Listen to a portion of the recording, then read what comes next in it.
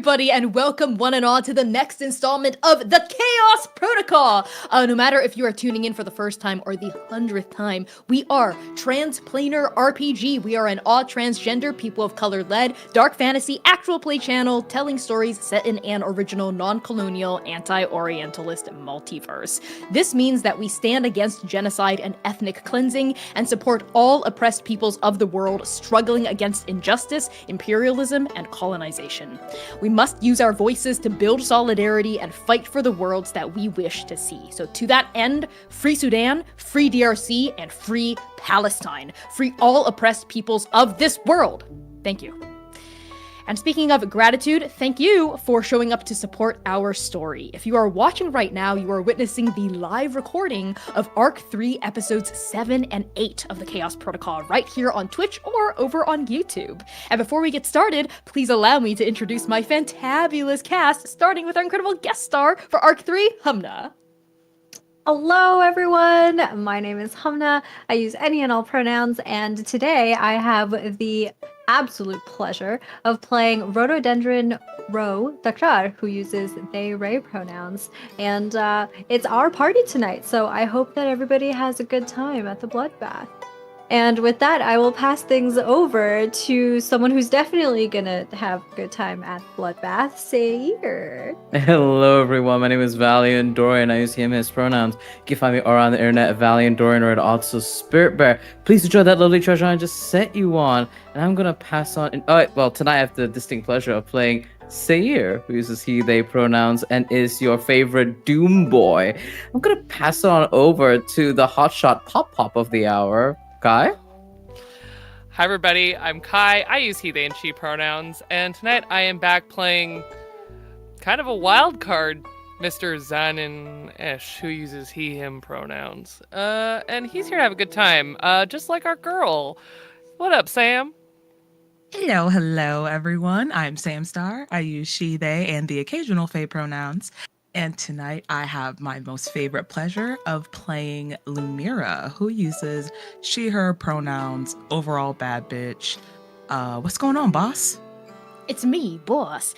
So to start off announcements, a massive thank you to our major sponsors for Arc 3, Explain Trade, Hero Forge, and Frivolous Bear Studios. Hero Forge in particular has added a bunch of cool new features since the last time we spoke about them in Arc 2, including... Are y'all ready?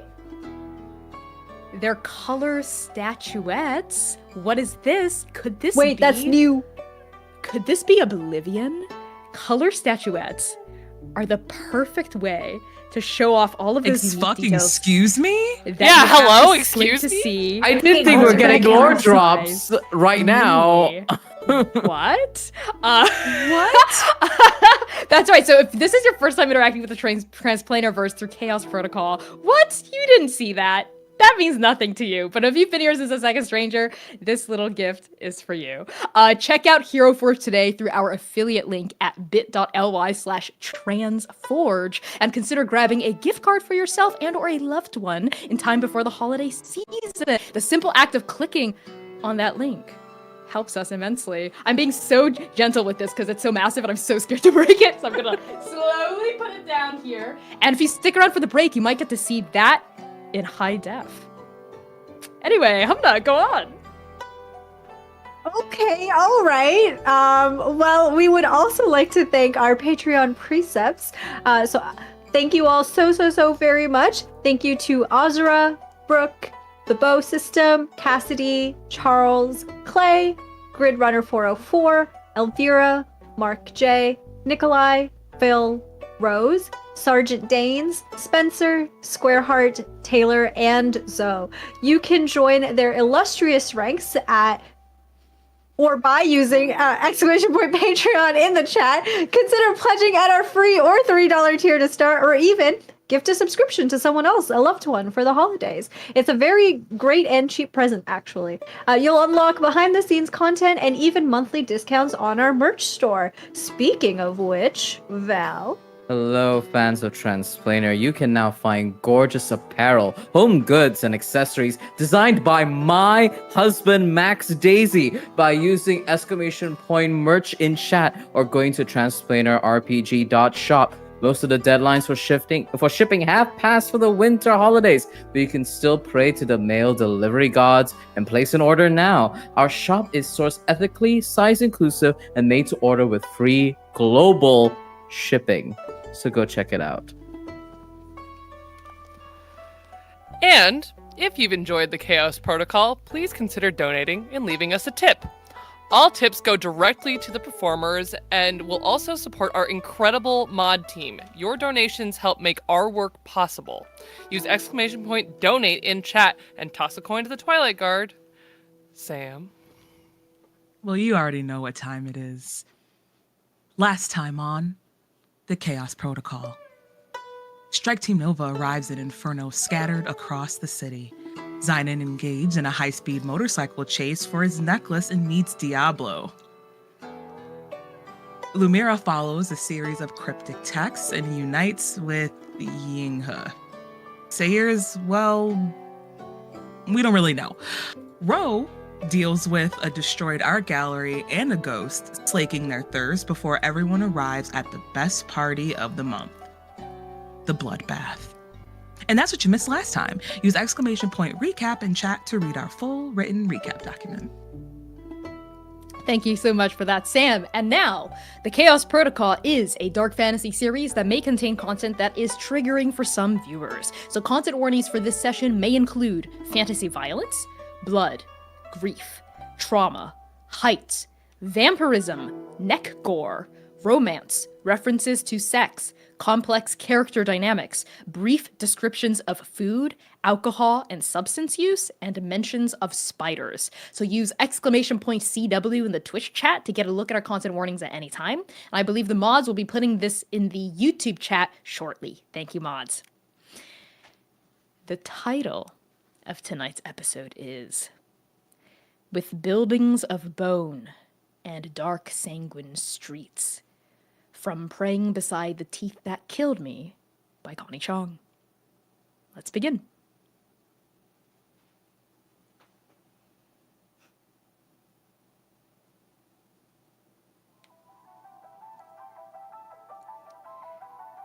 Seir. The first thing you notice is the breeze. A light, autumnal gust plays over your hair, your skin, and your clothes in an altogether pleasant manner. This air smells thin, distant almost, tinged with the barest memory of vehicular exhaust. As your eyes flutter open, you see the night sky. It's right there, less above your head than directly in front of it. A crown of stars and a huge pale moon on the cusp of being full. But it looks so hazy. Not from clouds, or mist, or fog, or ash, but light. Light pollution. Your eyes travel down and you see Inferno. A glimmering neon city so massive and sprawling it feels endless, lights coating every part of the horizon.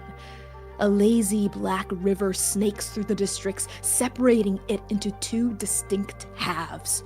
Jagged skyscrapers soar into the sky, hundreds and even thousands of feet tall. And you are sitting on top of one of these skyscrapers. Your legs dangle off a steel construction beam jutting from an unfinished building.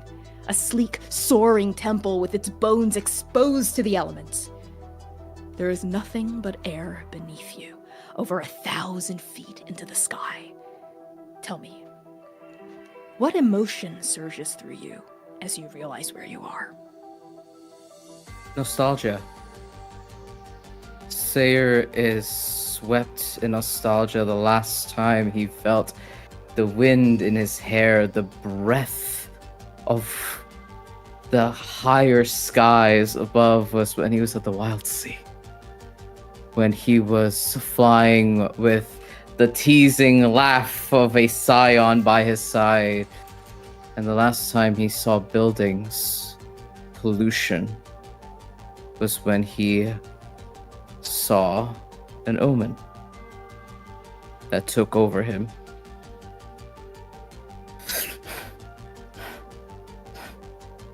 And he scuttles back for a moment, reeling from that memory almost, and falls on his butt for a moment onto the construction beam. Clumsily, as if something's missing. And his tail isn't there. What the fuck? My antlers. And Seir's antlerless, tailless.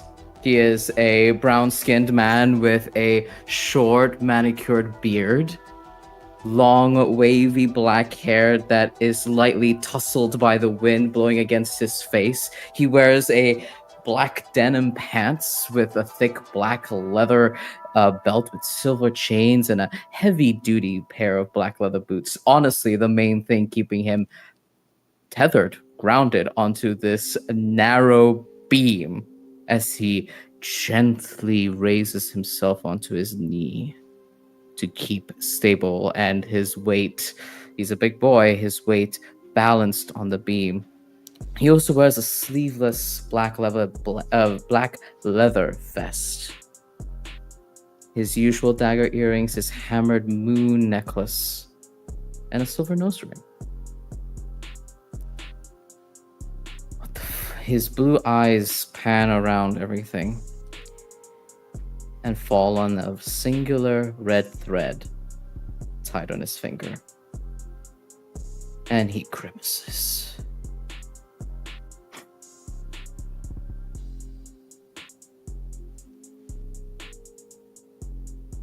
Nova? Nova? Where's Nova?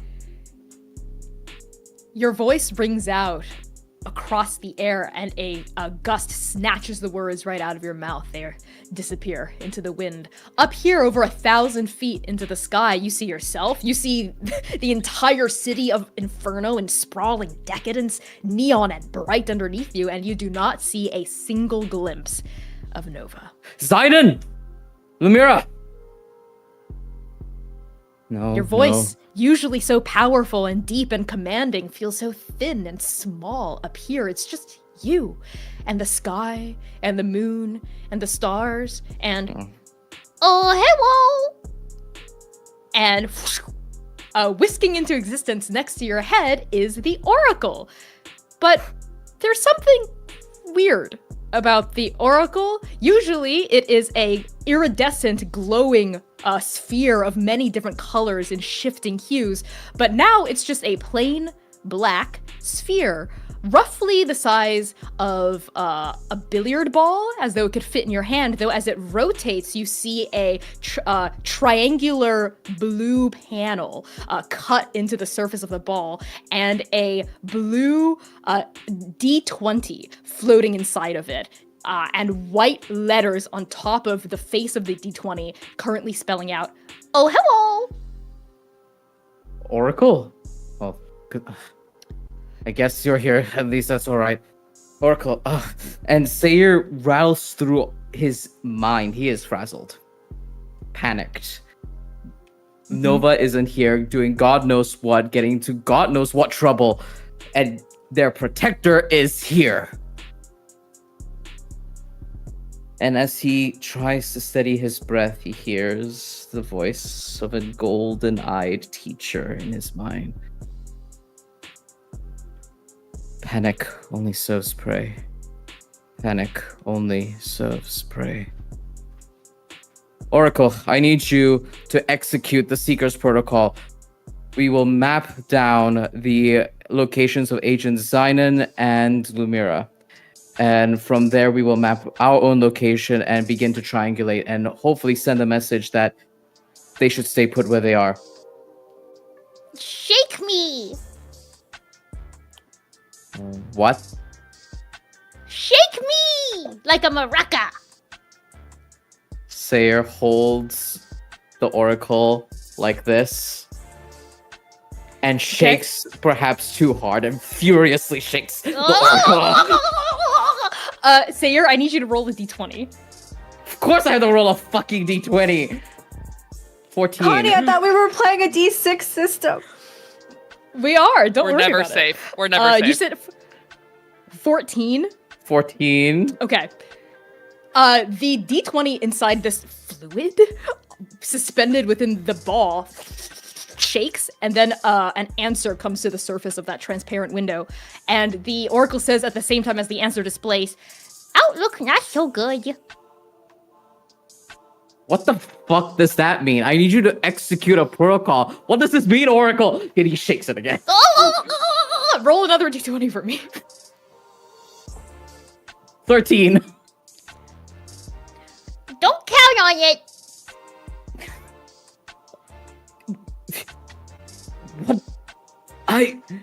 And Seir's speechless for a moment as he holds the Oracle in his hand. Fine. And he stuffs the Oracle in his leather jacket. Wait, but And the oracle's voice dies down. It's fine. I'll find them myself. Fine. And Seir begins to stand up on both legs, slowly balancing onto the beam, pushes his hair back, and as he does, he looks at that red thread again, bites the inside of his lip, and for a moment he allows his consciousness to extend in the environment around him. Maybe he'll hear a deep velvety voice saying something, acknowledging him again. But you don't. You don't. You don't feel his presence at all. But The only reminder that he might have even existed is that red thread wrapped around your finger, tighter than fate's grasp herself. I don't know what the fuck I thought. You didn't talk to me before. Why the fuck would you tell me now? Drop a bomb in my life and walk away. Why don't you? And he'll walk off of the beam and take in the environment. What do I see? I'm off of a construction building. What is the closest pathway? You walk into the half-finished chassis of this massive soaring temple, as far as you can tell, but it's a skyscraper of a temple up here. You step into an unfinished 200th level floor, and you see half-built brick walls, tons of equipment and materials lying around, but then your ears perk as you hear footsteps coming down this corridor, and you hear voices joining the footsteps, a chorus of them, about 5 to 7 strong, and sure enough, you see shadows fall along the wall you're facing. It will be moments before these people step into your view.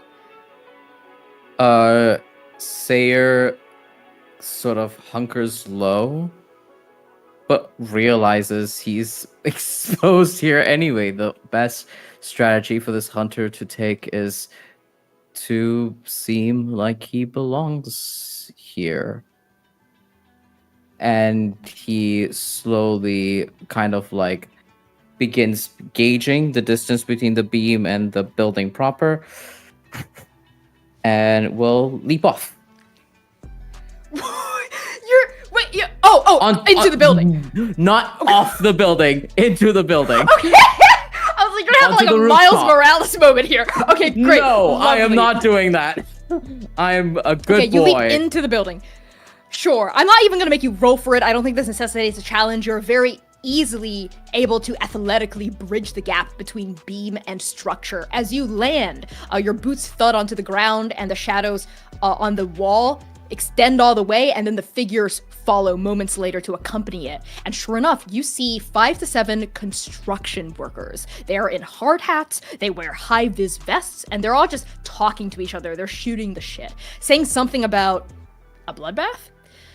And then you notice it, or rather, you don't notice it all at once, because your ears that have pricked to alert you of these construction workers also alert you of a distressing lack of noise coming from within their bodies. Yes, within their bodies, you are suddenly very attuned. Your senses feel sharp.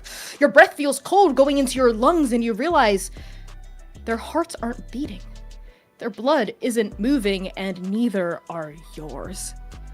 Because Seir, your heart is completely still. It is a dead organ inside of your chest, and it feels like a slab of ice.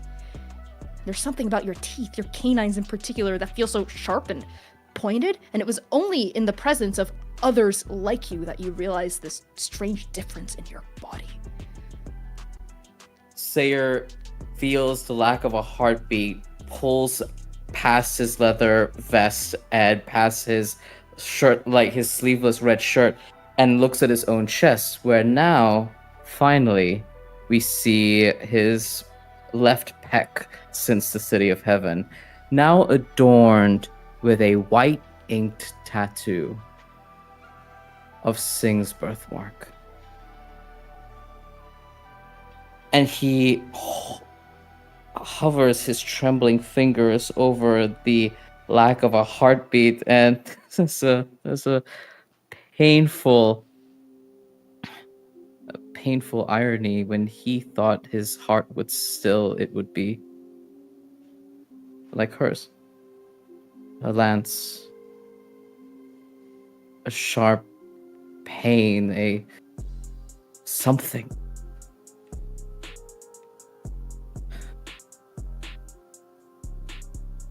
And he sits there for a moment, feeling that melancholy before he's brought back to the presence of these construction workers. Hey! One of them notices you. He turns to face you. He is a heavy-set Asian man with these glasses on and lots of facial hair, and the flannel rolled up to his sleeves reveals a lot of hair on his forearms as well. He pauses, and the rest of the group stops chattering, and they glance over at you as well. And this vampire? That's what it is, vampire. You remember what Lucy and Artemis said back in the briefing room, and then he snapped back to the present.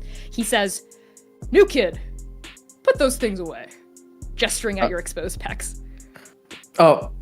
Sorry. Oh, sir. I was just, It's all good, kid. We're just ragging on you. You coming to the union meeting or what? Union meeting? Yeah. It'll be your first one, right? I think so. Well, come on! Seir follows.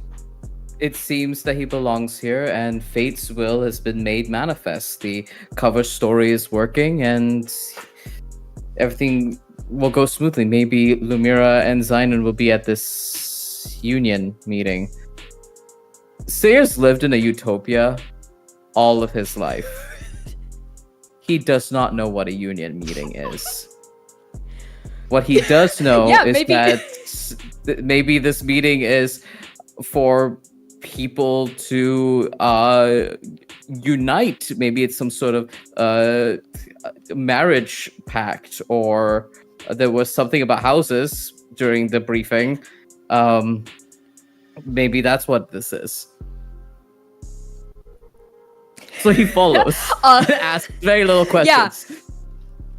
This jovial man seems to read your confusion as nervousness and claps you on the back and says, "It's okay, kid. You don't have to talk during this union meeting. You can just kind of like listen to all of the four folk discuss our construction plans, catch up on updates and whatnot." And as you're folded into this group, they lead you essentially to a buck hoist attached to the outside of this construction site, which is basically a construction elevator. And as you step inside this buck hoist and this man kind of punches a few buttons, the kind of outdoor, the door, like kind of like a garage door, slides down, and you start to go down the side of the building. You kind of feel like your heart kind of lurch into your stomach as there's like a disorienting sensation, and then the elevator starts traveling down. And as the rest of the vampires inside this buck hoist with you all start chattering to each other again, you start taking in their outfits in detail. And you notice that each of their hats is emblazoned with the same symbol, which is the outline of a bird in flight. Bird. And Seir notices that and keys in immediately. He shoves all confusion out the window and he focuses. Panic only serves prey, and the little hunter will begin his hunt as he eyes between all the members within his vicinity, clocking that perhaps the one that's spoken to him was the most senior of this group. Am I correct in assuming that? You would you like to? You'd have to roll for it Yes. to suss out the Yes. dynamics. Would you like to suss out the social dynamics here, or what that bird symbol might represent, or both? Both. Okay, Okay, now let's what suss. action are you using? I would like to let me get my character sheet up maybe. I would like to this would be a survey, wouldn't it? Yeah. I don't think I can Survey, make the it would. case. Yeah. I can't make the case Absolutely. for hunt here. How many pips? I One. don't think you can. 1 pip in survey. So, Seir, here's something else fun I'm gonna hit you with. As you Okay. descend in this elevator and take in your surroundings, kind of like take a beat here to assess the situation, you hear a grumble, a sparkle, a sensation somewhere underneath your sternum that feels both familiar and unfamiliar at the same time. It is a spark of hunger. No, not quite. It is a spark of thirst. And your teeth suddenly feel very prominent inside your mouth, and your mouth feels very dry, and you feel a little listless, because I'm going to start you in Inferno with 3 thirst marked, just like everyone else. This means you are hungry, Seir, and when you are hungry, you automatically take 1d out of any action roll. So technically, you'd be rolling with 0 dice in the pool. Now, you have several options if you'd like to add more dice. Would you like to push yourself or accept a twist of fate from me? I'll You also accept a don't have twist. I'll accept a twist of fate from you, Connie. Okay. Lovely. So that's 1d6. Roll it. We're looking for a 6. I rolled a 5. Is that okay? That is a partial success. So that means you do it at cost, complication, or consequence. I'm going to make the cost particularly twisty because you've given me that twist of fate to work with. So here's what I'll give you. This group of construction workers seems to be a tight-knit friend group, in addition to being co-workers. And the man that had welcomed you into the fold is less like a leader and more like the heart of the crew. There's a moment where he kind of laughs in a jovial manner, and you hear Sing's laugh kind of overlaid over his, as his friends all kind of like clap him on the back at a really well-timed joke. And then someone else cuts in to kind of like one-up the joke, and everyone else laughs as well. Everything here feels really horizontal. There's no clear leader here. Everyone's pitching into the social situation and seems to have their own role and is satisfied with their own role in the group. As for the bird sigil, you squint a little closer and you realize the bird isn't just in flight. There's something in its beak as well. A stick or a piece of wood or something. This bird is in the midst of building something, maybe a nest or something like that. But given your mixed success, you can't tell the exact species of bird based on the fact that it's just a silhouette and just a logo. I will give you the bird's a twist bird and is a later. lead. Yeah, a bird's a bird, exactly. The twist will come later. You'll see. Okay, I hate that. All right. All right. There is a as the buck hoist shudders to a stop, and the door with a metallic corrugated screech comes back up, and the vampires all step out, as do you. And Seir, you step onto the unfinished ground floor of this skyscraper. You see hard concrete floors littered with piles of raw materials. You see scattered tools. You see bright blue tarps spackled with dust. And you also see a table laden with plastic cups and multiple water coolers with dispenser taps. And here's where the twist is gonna come in. That spark underneath your sternum suddenly flares, as do your nostrils, as you smell what's inside those water coolers. It is blood.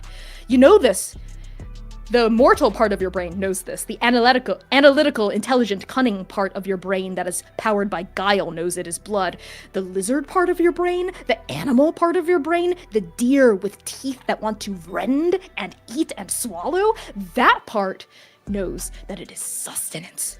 It is honey. It is ambrosia.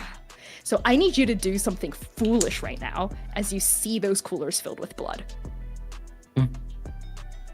I think Seir forgets social interactions and like blending in and marches towards the table as if he could have it.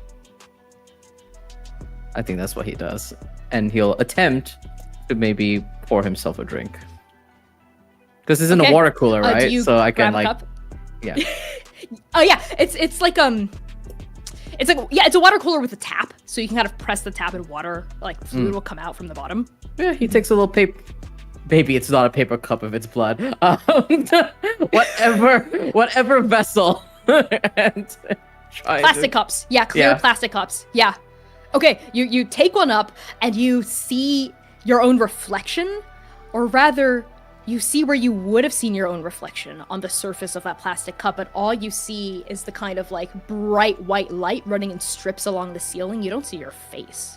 And you're not even sure if your finger casts a shadow against the cup, but that doesn't matter. What matters is your thirst, and you go and fill the cup, and you hear a trickling sound as crimson liquid pours out, and you fill all the way to the top. It is this viscous blood, this deep crimson color. It looks as fresh as cranberry juice, but it smells so much more bitter, so much more iron-like. You want to drink it. It's calling to you. I will attempt to, because as far as Seir is concerned, he's driven by this hunger, a little bit of lack of awareness of his surroundings, and this seems to be for everyone. Why wouldn't he take a sip? Okay, absolutely. How do you drink? Do you like cautiously take a sip at first to test it? Yeah. Okay.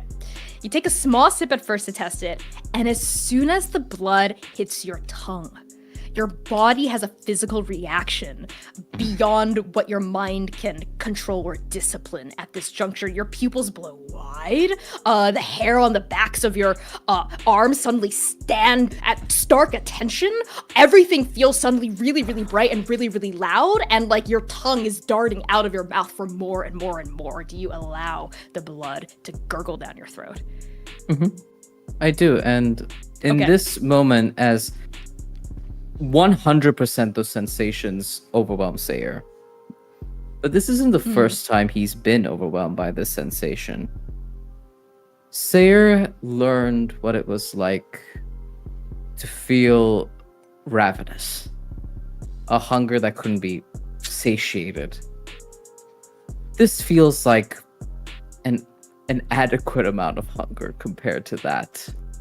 It still is overwhelming, it still is bright, but there's a part of his body where he's just like schooling and tempering that from that previous experience of the City of Heaven, where he just tries to temper it down while taking strong sips of the blood down his throat. And before you know it, the cup is empty.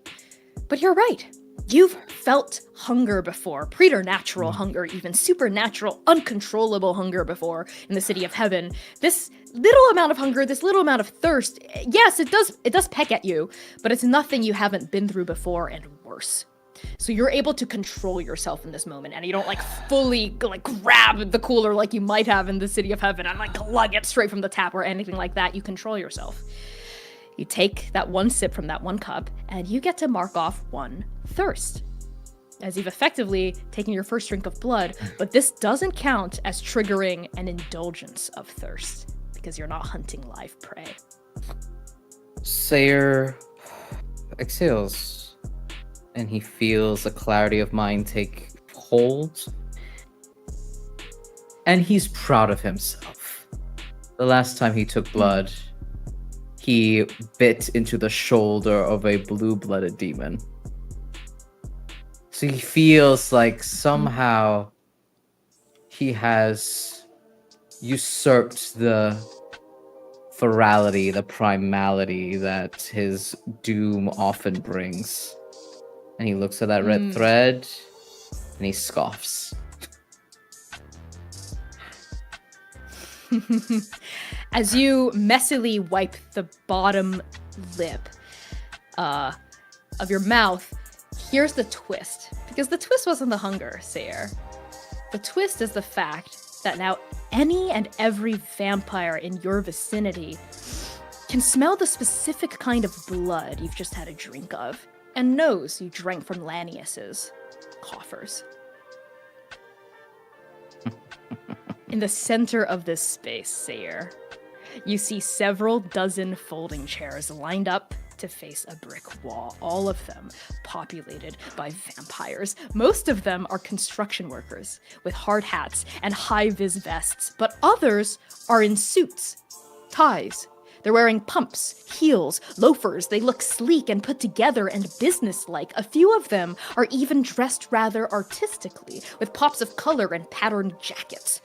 Everywhere you look, you see references to that same bird from earlier. That logo is stenciled onto hard hats, it is woven into ties, it is stickered onto the backs of laptops currently being produced from computer bags and placed atop crossed legs. You are surrounded by this symbol. You cannot seem to escape it.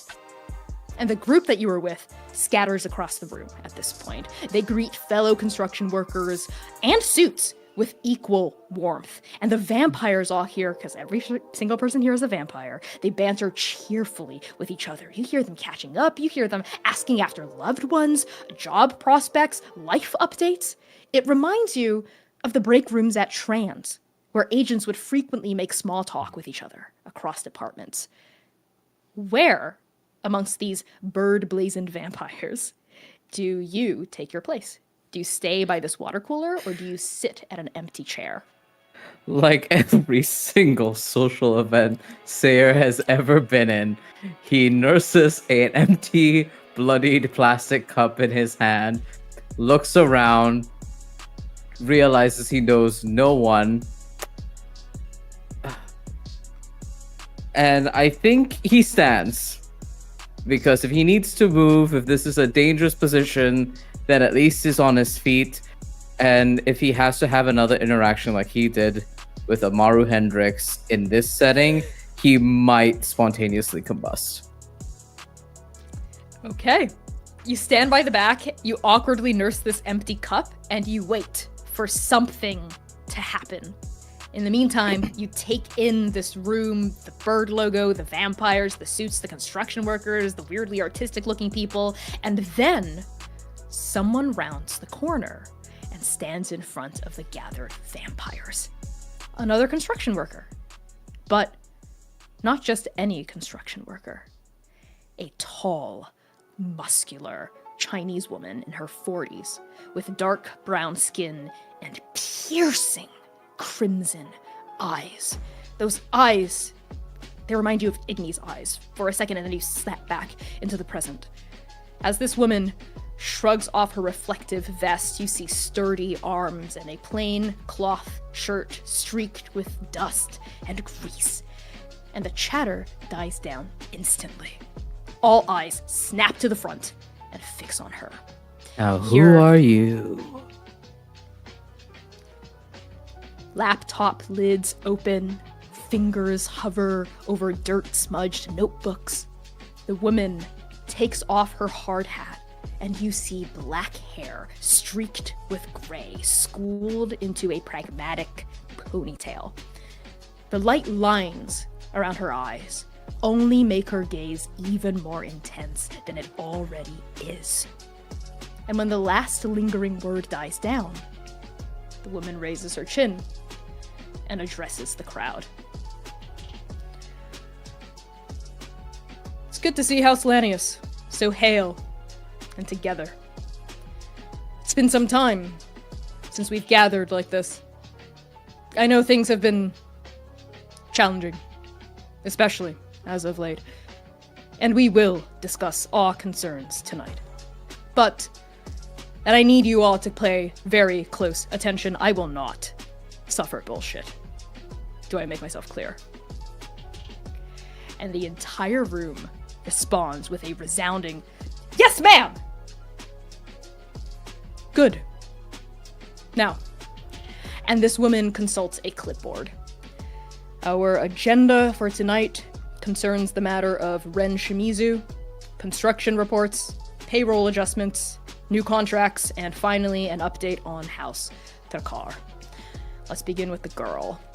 and she puts down the clipboard. As we all know, 13 nights ago, Ren Shimizu encountered an untimely second death. This is a tragedy, of course, but more than that, it is an inconvenience to our plans. Our informant is gone, and with her, our insights into House Trakar's movements. Speaking of the spiders, House Trakar claims Ren's demise was an accident, some after-hours mishap in the bowels of the ICMA. Obviously, this is bullshit. The working theory is that Rhododendron, or Willow, discovered Ren's true allegiances and took care of them. It's most likely the work of the heir apparent. It's a little too sloppy for Will. Unfortunately, sloppy work or no, there is no evidence of foul play. Tivash confirmed as much after the funeral. Now, we all know that procedure demands undeniable proof of Crimson Edict violations. Ren's death may only be a single loose brick, but that's all it takes to fell a building. We will investigate this slowly. We will investigate this carefully. We will investigate this thoroughly. No doubt Trakar is scrubbing the crime scene as we speak, but we will find something. The Shrikes always do. Affirmative murmurs ripple through the congregated vampires. This woman, their leader, clears her throat, and then she eyes the next section on her clipboard. Now, moving on to construction reports. If all the site soups could... And that's when a voice, shaky and pissed as all hell, rings through the building. That's it! And folding out of the shadows, invisible until the moment they moved, is another vampire. Their shoulders are trembling, their dull green eyes filled with endless tears.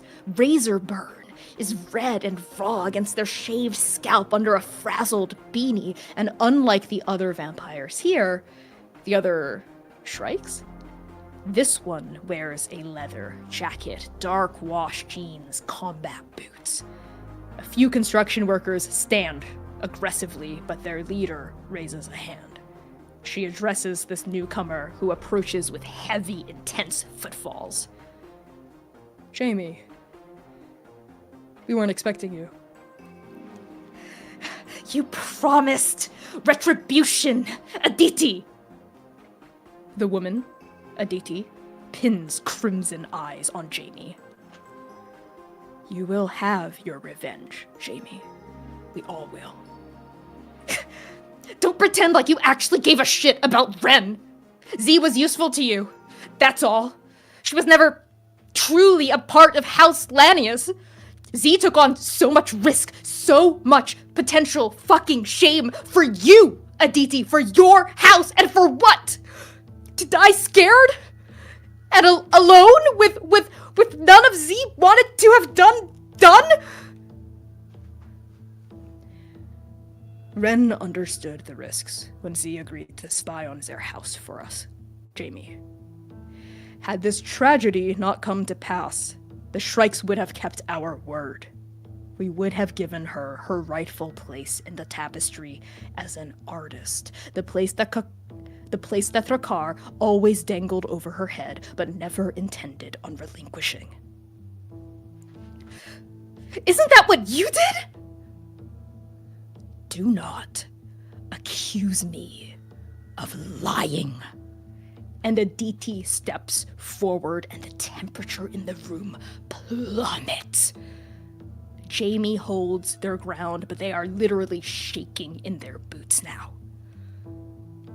House Lanius keeps its word.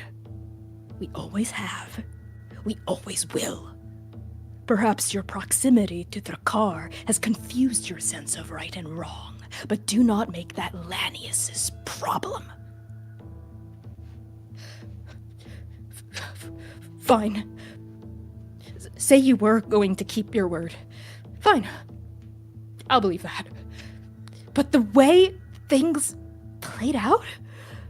Ren is dead, and the spiders are still walking around like they own Inferno. Even now, they're pushing their nose into mortal business, Aditi. Wolf business. You know what the streets are saying. We have to be careful. Fuck being careful! Ren is dead! An accusation of this scale cannot go unsupported. The tapestry demands proof. You have to think logically.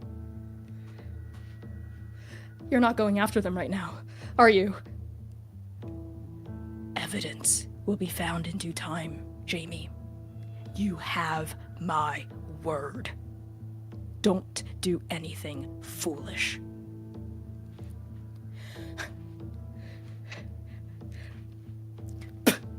Fuck you. If you're such a coward, then I'll do it my... Aditi backhands Jamie. The younger vampire staggers backward, blinking, stunned. The silence in this room is palpable.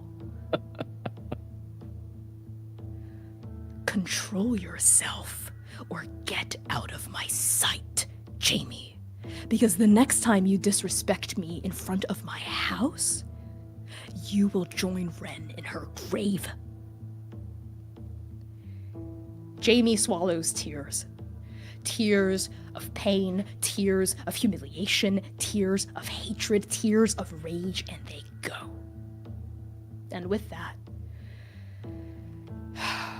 Aditi exhales deeply and turns back to her house. My apologies, House Lanius, that you had to witness such an ugly display from your leader. But the Shrikes have earned our place in the tapestry, and I will suffer no contempt in our home. Now, construction reports. Seir, you do not know where Strike Team Nova is, but you've just witnessed the start or end of something. Something to do with House Lanius, and something to do with House Drakkar. How are you taking this in, and what emotion drives you to act? As the unfolding of information regarding House Lanius as the Shrike manifested before him, Seir thought to himself, of course, trust in her will. Where of all places has she placed me but amidst the Shrikes themselves? Where I can gain the information we need as Nova. And then Jamie comes in. And this conversation unfolds, and there's one thing, and only one thing, that pings in Seir's mind. A threat. Threatening Drakkar is threatening Nova. And Nova is out there without him. And he watches as Jamie endures a terrible embarrassment. Honestly foolish that they would challenge someone like Aditi. Seir's been here all but 2-3 minutes and knew better than to speak up at this meeting in the presence of Aditi. If someone like that made that choice here, they're about to make another foolish one. And Seir looks towards the retreating back of Jamie and instinctually can feel it. That is someone with nothing to lose. And they're about to threaten the most important people in his life. It's time to finish a threat before it can start. And what emotion drives him? Purpose. Fatalistic purpose.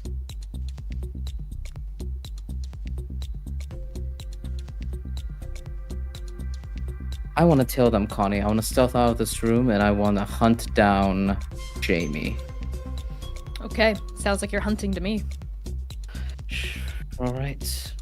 And I have Double checking my own thing. I have 2 pips in Hunt, and I also have the Gift of the Moon. I'm athletic and ferocious with a sense of smell so strong I can tell what someone had for breakfast a week ago. This gives me a +1 to Hunt or Skirmish. So I have 3 dice. That's excellent, because as vampires, each of you have a special dark gift as well to empower your undead abilities. And because you took the edge off, you are at 2 thirst, which means you are well fed. So I'm not going to cut any dice from your pool. How many dice do we have to start? 3. 3. Roll 3d6 and allow me to set the position and effect. I forgot to do this earlier. That's my bad. So position is, again, how risky the action is, and effect is how much action your action will have. And effect is how much impact your action will have. The position here that you have is risky. You are tailing someone with nothing to lose, which means they are unpredictable. They are chaotic. They could turn on you. They could notice you. You don't know what they would do. Your effect, I'm going to say, is standard. You're following a vampire. You are a very adept hunter. You're good at tracking. You learned from the best herself. But you've only been a vampire for 30 minutes. You don't know how long Jamie's been a vampire for. I'm going to say your effect is standard. Roll 3d6 for me. Oh, let's fucking go. 6. Is that you? Wow, okay! 2 boys turning it around. Only 1 6 in the pool? Only 1 6. It's a 6 Okay, and a great. 5 and a 2. We'll ignore Lovely, the 2. that is a full success. Well, maybe not. Maybe he'll come back. So a full success is exactly what it sounds like. Things go well. You do exactly what you set out to do. Seir, what does it look like as you track Jamie? Are you trying to stay in the shadows, or do you want them to know they're being followed? I don't want them to know they're being followed. Okay. Seir slips out of the room.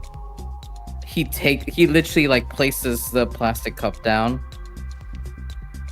moves out of the room and follows Jamie, and he is using every post, every building, every alleyway, every shadow to hide himself in darkness, clothe himself in it as he hunts down Jamie, find out where this desperate person is going to go. I love that. And as he hunts, he thinks of every lesson Artemis has ever taught him. Silence, patience.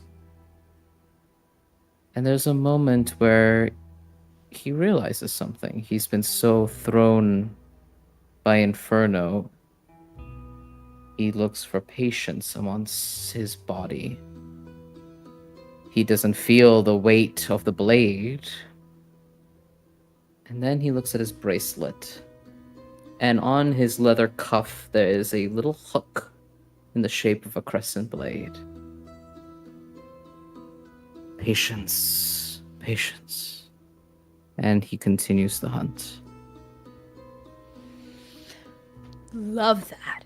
Seir, you become one with the night. Where there is shadow, there is you. Where there is darkness, you lurk. You slink out of the construction site, and you follow Jamie into the winding streets of Inferno. You're not sure what this city would look like under the bright light of day, but you find it difficult to believe it could be even more alive than it is now. These streets are filled with people, with activity, with hustling and bustling, neon signs flashing everywhere, people scooting along on mopeds, bikes, buses guttering down paths, stoplights flashing green and red and yellow, green and red and yellow, and everywhere you smell the smells of the city exhaust, burning rubber, smoke, and blood. So much blood burbling in the necks of mortals, humming in the hearts of mortals, flowing through the veins of mortals everywhere. It is very, very good that you are well fed right now, Seir, else your hunger, your thirst might distract you. Because as you enter into these pedestrian crowded walkways of Inferno, these winding alleyways, these side streets and huge mega boulevards, you don't pick up on very many other vampires at all, if any, on your way through the crowd. Maybe a few strange dead spots, cold spots, places where a heart should beat but doesn't. But Inferno is overwhelmingly populated by alive mortals. It's just Jamie, that ice that you're tracking through the darkness, and they weave like a shark through the shallows. As you follow, because you got a full success, Jamie doesn't notice you at all. But you notice Jamie. Every part of their body is shaking with rage, shaking with grief that's been sharpened to the point of a stake. And in fact, you notice it too. They keep kind of patting at their vest as they're checking that something were there. Because you got a 6, I'll give it to you.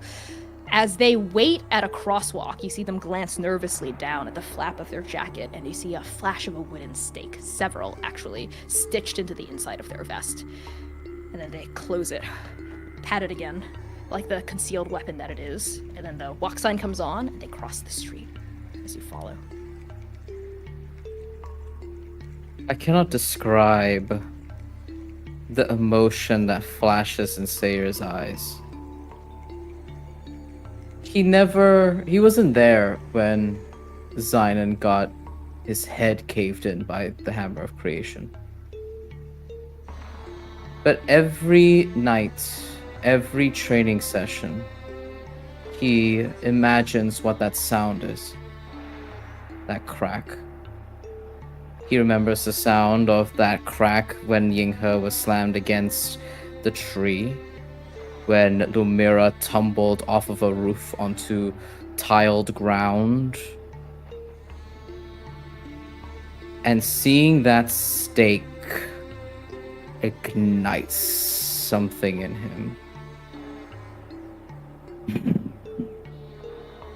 He says, and he kind of swallows that growl deep into his chest, and he keeps marching. He will stop Jamie. There will not be an assassination tonight. Not on his watch. Seir, it's like you're in a glass house where no sound comes in and no sound comes out. And your eyes are forward and you can't turn your head, but there is something pounding on the wall of that house, just out of your line of sight. You see it flashing on your periphery, though your head can't move. This pounding and pounding and pounding soundlessly, flashing like a shadow in the night. Doom. Doom. Doom. You can't feel it, can't hear it, but you know it's there. Is this what Lumira feels like? Unable to use her time magic? You don't know. It's not painful, but it's sure as hell not pleasurable either. You follow Jamie through the dense, winding streets of Inferno until the roads broaden into boulevards and old trees start replacing grand concrete structures. The smell of gasoline and burning rubber gives way to earth, freshly tilled and misted with fall rain. Finally, Jamie's destination pulls into view. The entrance to a catacomb, carved from mossy stone and creaking wood, built into the base of a hill next to a cemetery. The moon above both of your heads is almost full. It is pale, and it shines down dully through thin layers of clouds. You see partygoers standing by the entrance to this catacomb. They are smoking cigarettes, they are shooting the breeze. You see vampires and mortals alike draped in leather, silk, chains, collars. Their faces are painted and their bodies hum with decadent perfumes and colognes. But Jamie ignores all of this, all of them. With their head lowered and their hood up, they stalk down the ramp leading into the catacombs and vanish into the tunnels. Witnesses. So many witnesses. So many bodies. Fuck. And Seir fishes his hands into his pocket where the oracle is, pulls it out, and shakes it. Do you sense Nova now? And shakes it probably too hard. Roll me a d20. 4.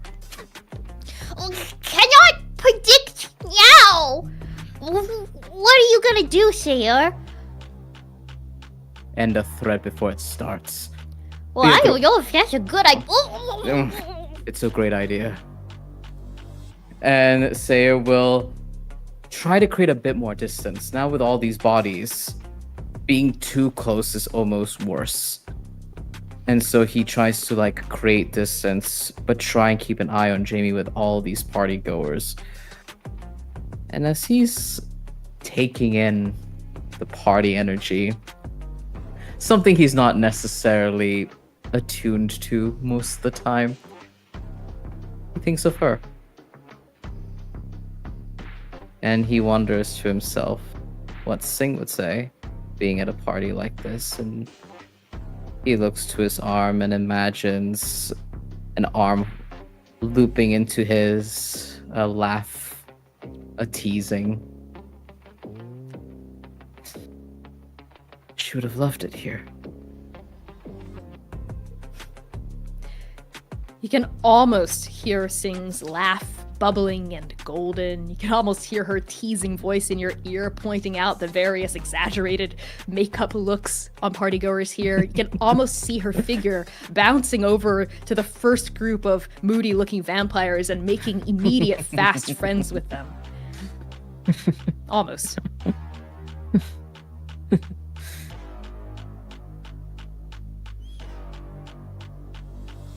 Nova. And Seir marches forward and thinks of only eliminating a threat and protecting Nova and finding them again. Seir, you follow Jamie into the depths of the subterranean tomb, careful to keep a safe distance between the two of you. Not so far that you lose them, not so close that they sense you.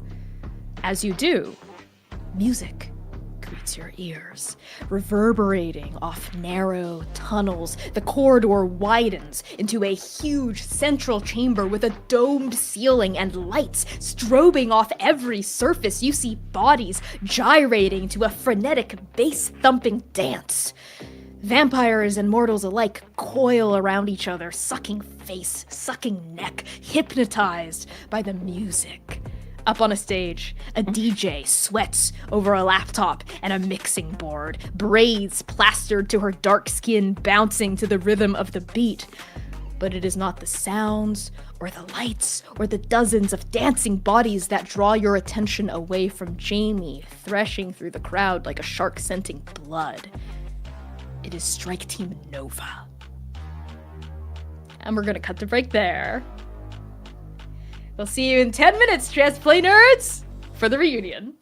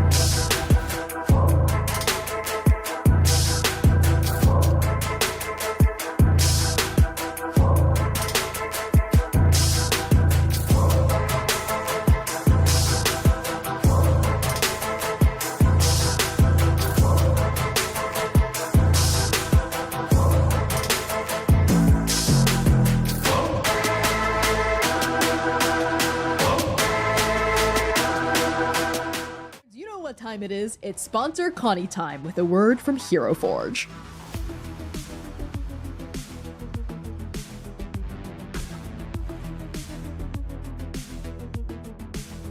Hero Forge has officially leveled up with kit bashing. When you become a pro member, you can place up to 20 more items anywhere on one of your Blorbos with their own independent scaling, rotation, and movement. You can make your character look exactly as they should, even if the specific clothing or accessory option isn't available at the base level. You just have to get a little creative. And because I love you, Transplaners, here's a special sneak peek at a kit-bashed version of Oblivion. Just look at those wings and that base. This would not be possible without the power of kit bashing. The combinations are literally endless, and you can print your kit bashed Blorbos as plastic minis, standees, digital STL files, or even Hero Forge's brand new color statuettes. Color statuettes are twice the size of a regular mini, and just look at this. I mean, look how massive this is, and especially in comparison to a regular mini, you can really get into all the nooks and crannies and details that wouldn't be as apparent on a regular sized mini. Just look at how Oblivion dwarfs Oka here. And also, if you're a GM, consider busting out one of these bad boys during a boss fight to really get your players shaking in their boots. Oblivion agrees. Unlock the true power of Hero Forge with a Hero Forge Pro subscription starting at $3.99 a month. Get in there and start creating at bit.ly/transforge. Now, let's get back to the show. Or more likely, just more of the waiting room. Trust in her will.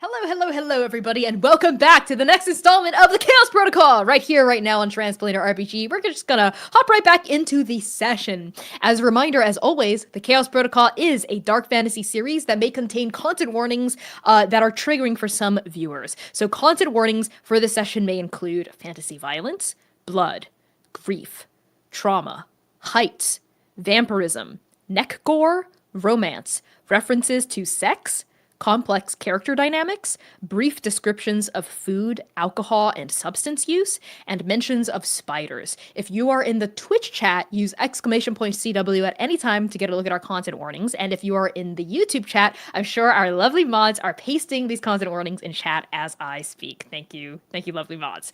And yeah, with that out of the way, we're just gonna hop right back into the session and into Inferno.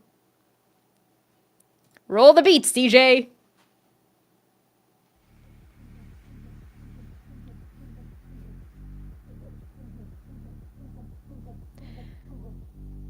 Rhododendron. Over the pounding music and strobing lights of the bloodbath, you hear your name being shouted. You recognize the voice at once. Diablo is not usually someone you shirk away from. All things considered, they are a very level-headed person in Inferno, but there is a tightness to their voice, an edge, a bite. And then you see them, cutting through the crowd like a knife. Diablo is leading someone toward you, someone you've never seen before, with a wide-brimmed hat and a network of scars across his cheeks. And then Diablo is in front of you, frowning, the dark skin of his face creased with irritation. Rhododendron. Just the spider I wanted to find. And what occasion do I owe the pleasure of your company tonight, Diablo? I figured you might be a little too busy for all this. Unfortunately, the occasion is a little less than pleasurable. Meet Zainin Esh. Howdy. Rhododendron. Pleasure. I wish we were meeting under more cordial circumstances, but you see, Zainin Esh has taken Anugata's bike for a joyride in hot pursuit of yours truly and crashed both of us summarily through dark matter. And I presume that taking Anugata's bike was not with permission. No.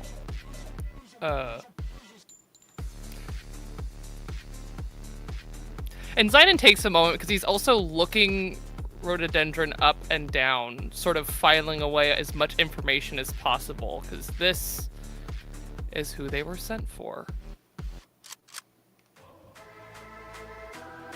Well, if I know Anugata, and unfortunately, as well as I do,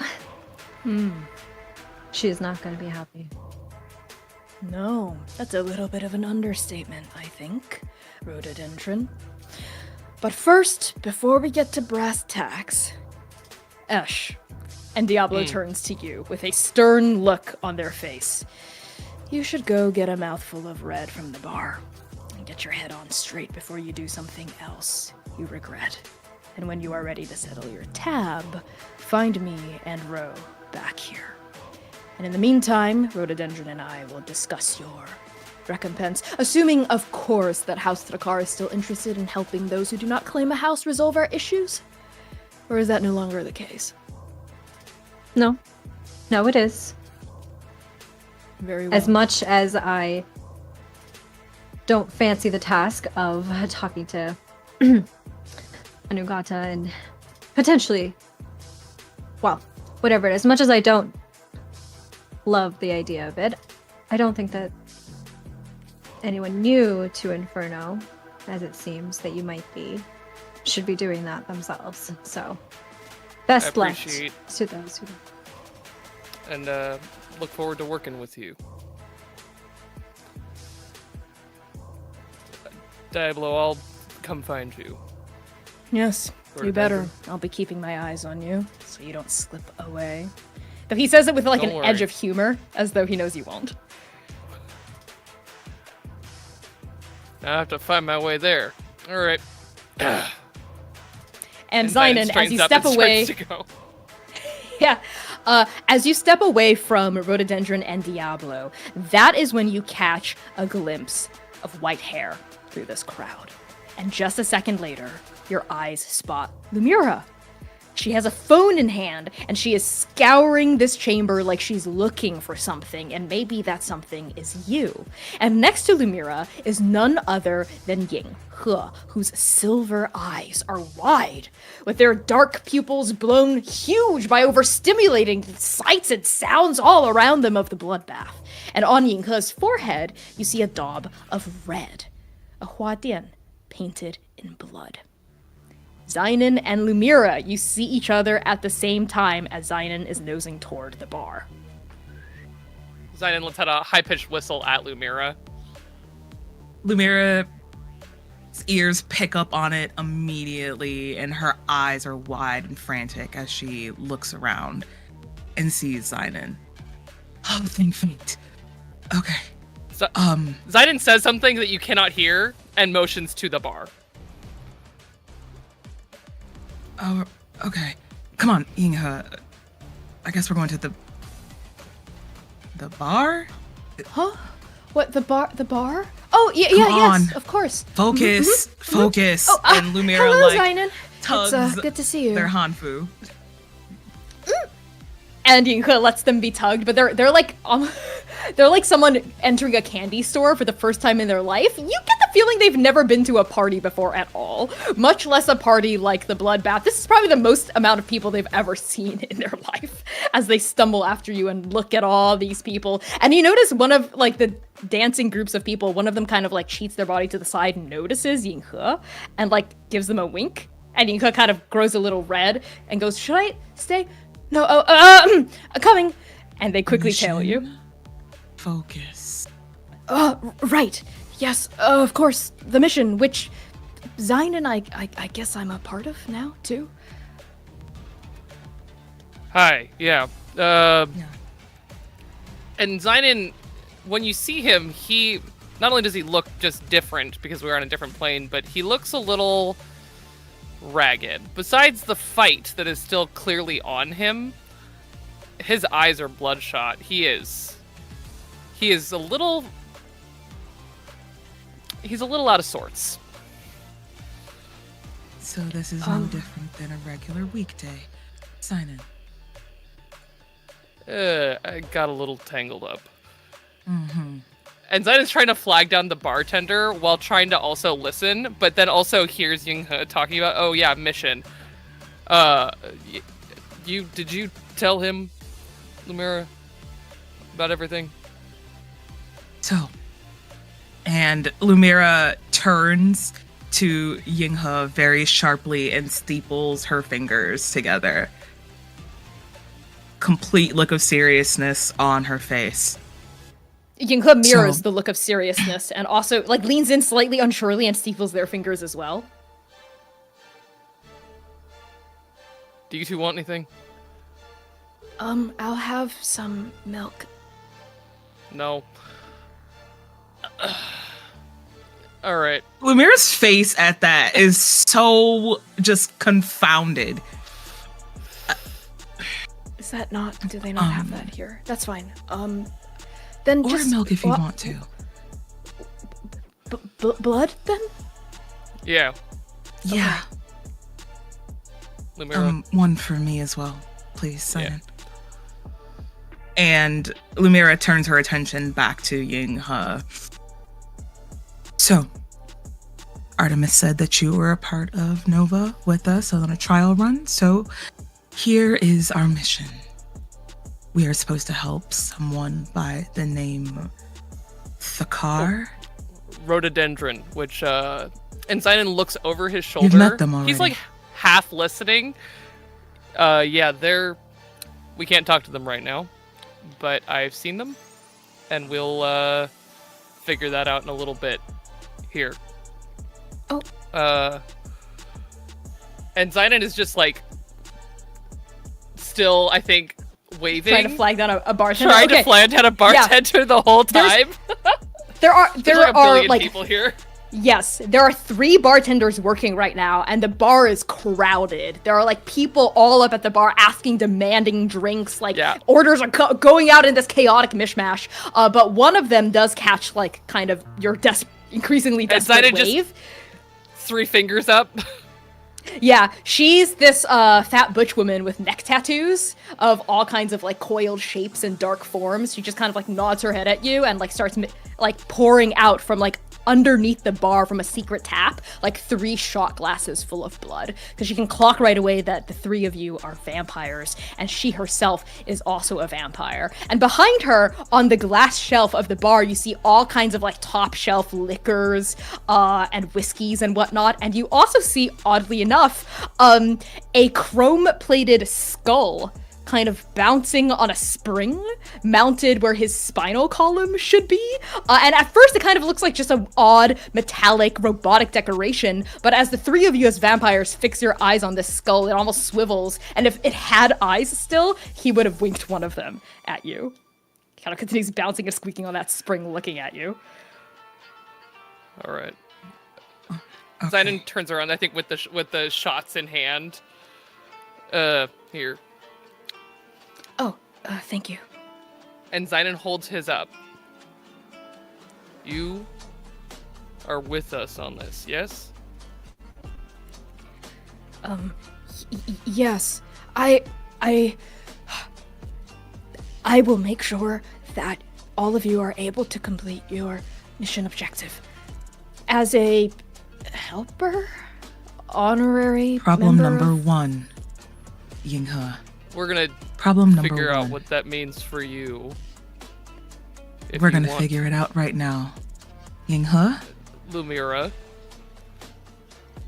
Yinghe, I'm being nice. do you want to follow us everywhere? Or would you like to actually come with us invited? All I know is what Strike Team Nova does feels right.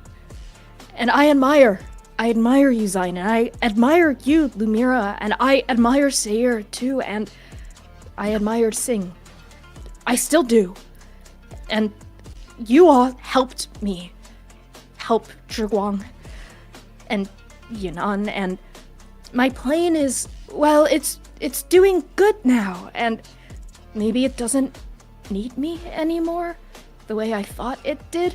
And I don't know where that leaves me, but I have these powers and I think I can help too. So whether that means I tag along or whether that means I'm able to one day join trans, I'd like to This is what I'm explore asking that. you. All right. That So this is leaves how we do you that. here, Yinghe.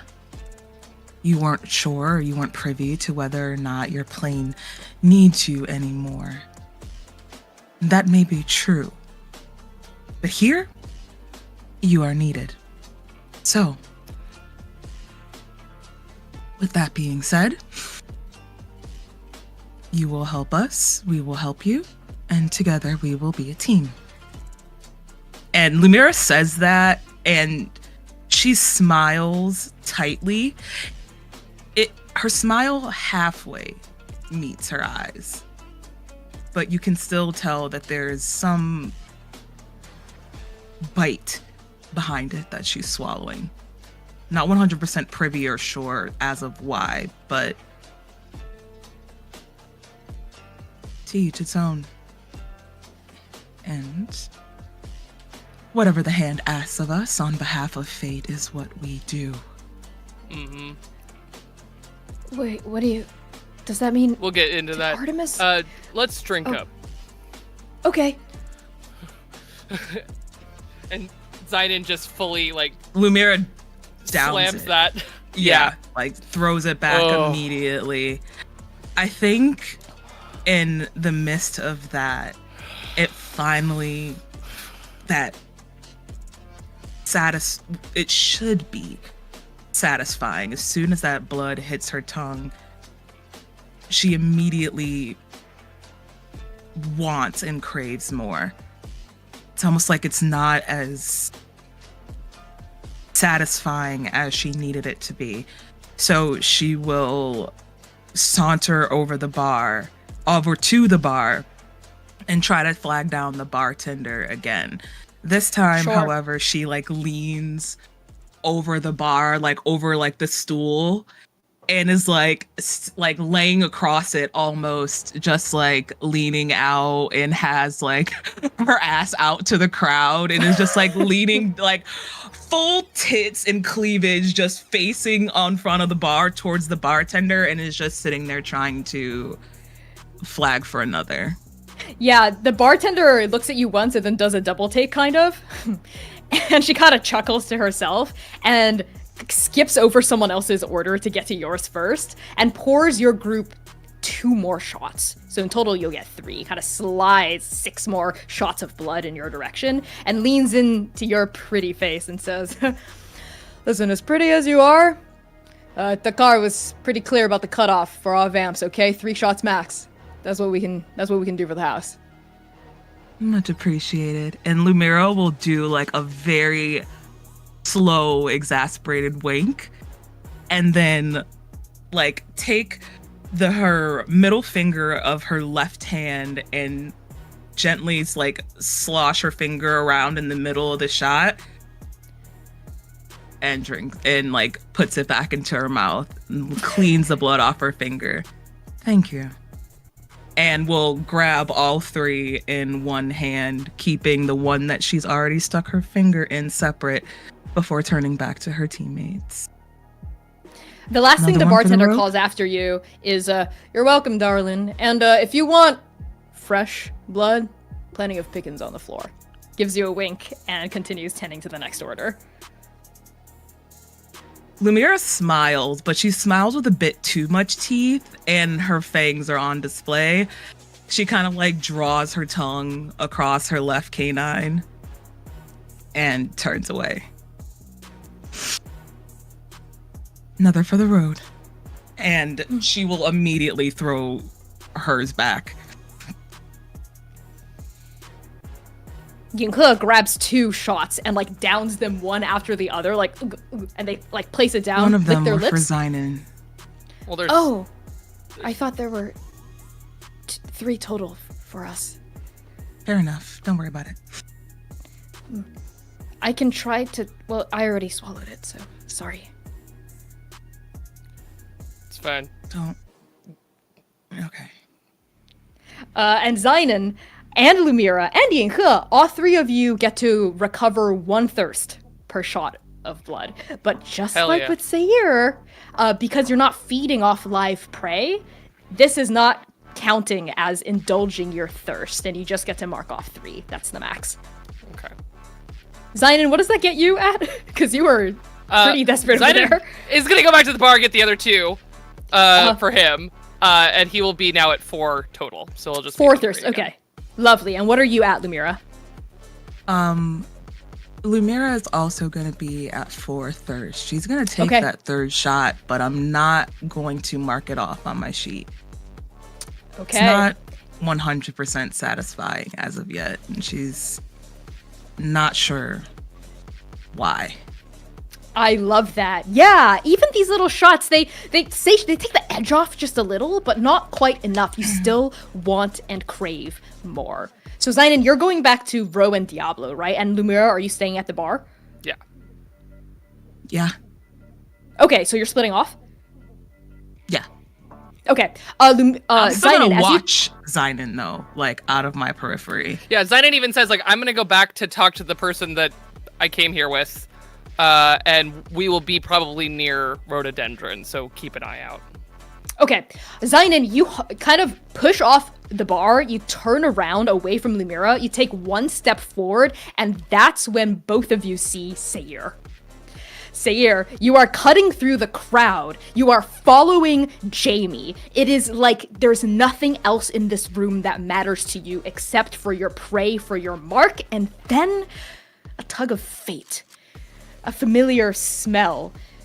Your nose picks up on it, and your eyes fall on the bar where you see a black hat and streaks of white through darker hair.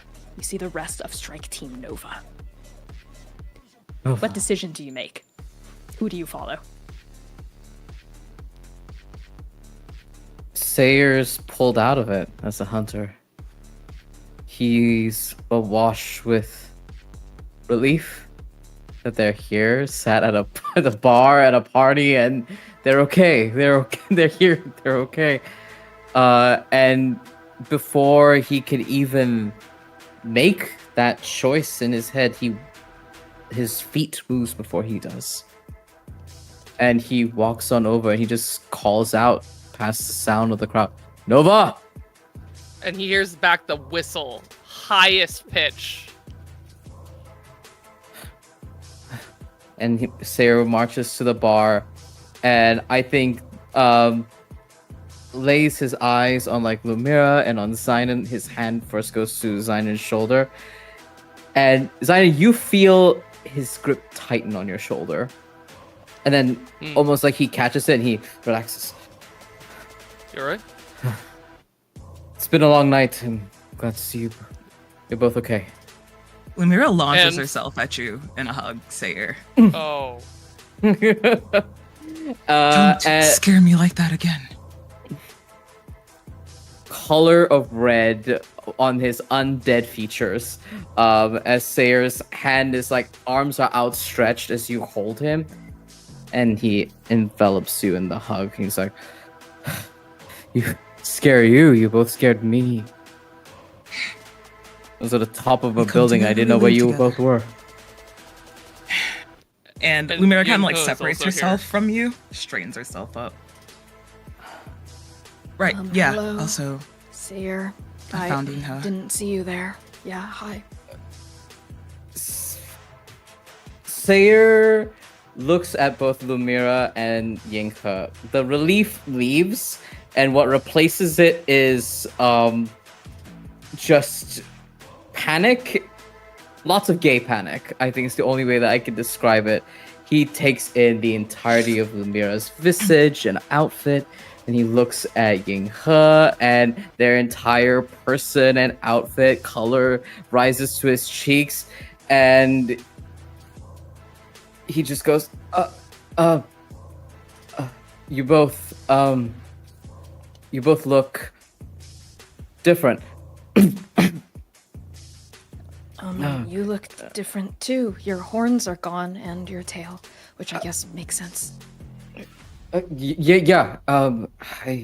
And he stares at Yinghe, and there's a part of him that aches, and his eyes soften.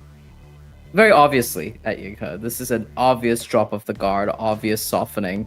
He goes, I feel a little naked without them. Oh, well, I guess your beard replaces your horns, or something like that. Looks nice. Thank you. I grew it out, actually. Oh. Lumira peeps this and steps back, giving them more space, turning her attention back to the party. And Seir fully encapsulates that Yinghe is here, and there's that ache in his mind and his heart of he really was hoping that Yinghe just wouldn't follow this time. But now that Yinghe is here,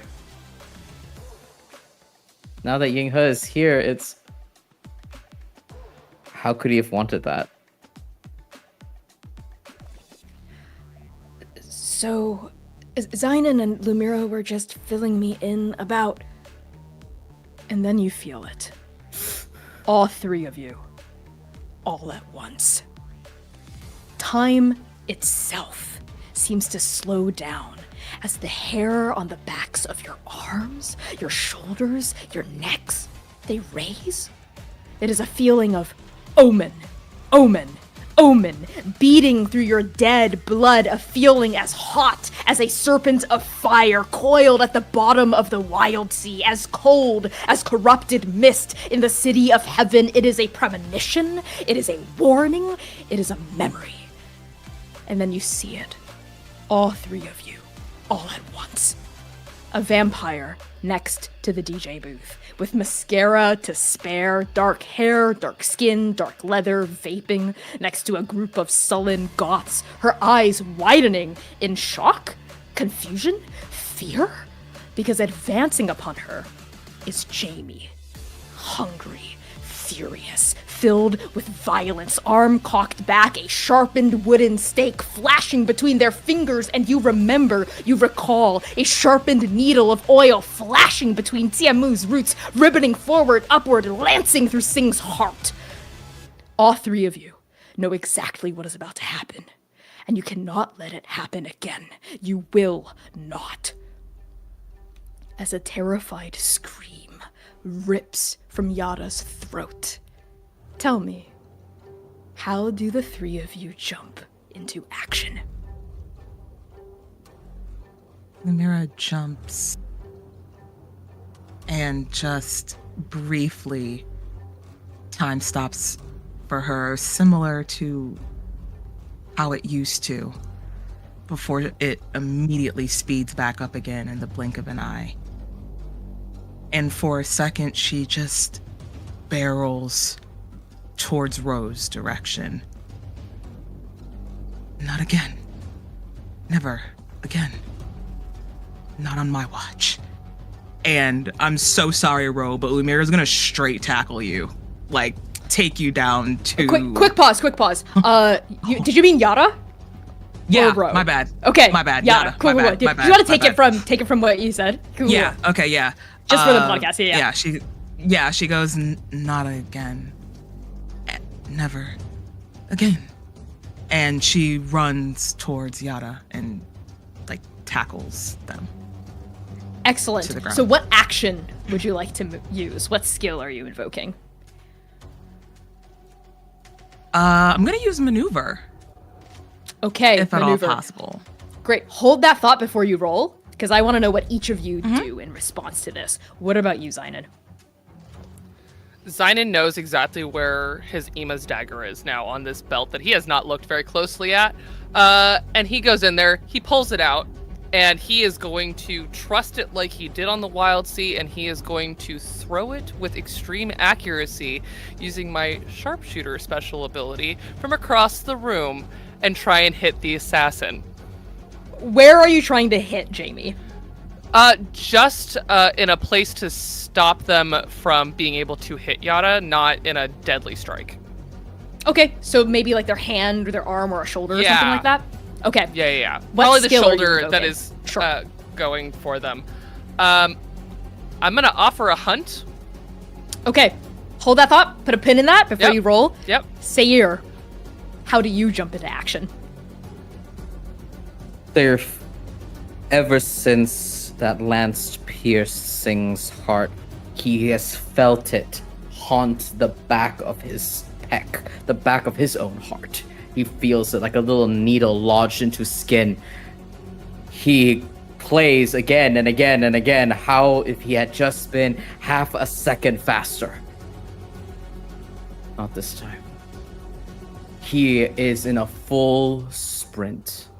And what I want to do is grab Jamie by the neck and hold them in place before attacking them, to disarm them, to hopefully knock them out, but that is what he intends. Okay, what skill are you invoking? Wreck. Okay, so how this works is this is a group action. Usually, we would appoint a leader for this group action and have them mark thirst for anyone in the group that gets a 3 or below, but this is a special situation. All three of you feel it. It is a fated premonition. So all of you are the leader, and none of you will mark thirst if any of you get a low roll, nor will you cut any dice from the pool for being hungry. This is a very special circumstance. So roll the number of pips you have. I'm going to set your position as controlled, and I'm going to set your effect as great. To use my sharpshooter ability, I do already have to push myself, so I will Okay. be getting hungrier. Great. Love that for you to actively choose to take that thirst. Love it. So why don't all three of you make your rolls right now and just call out your highest die from that pool?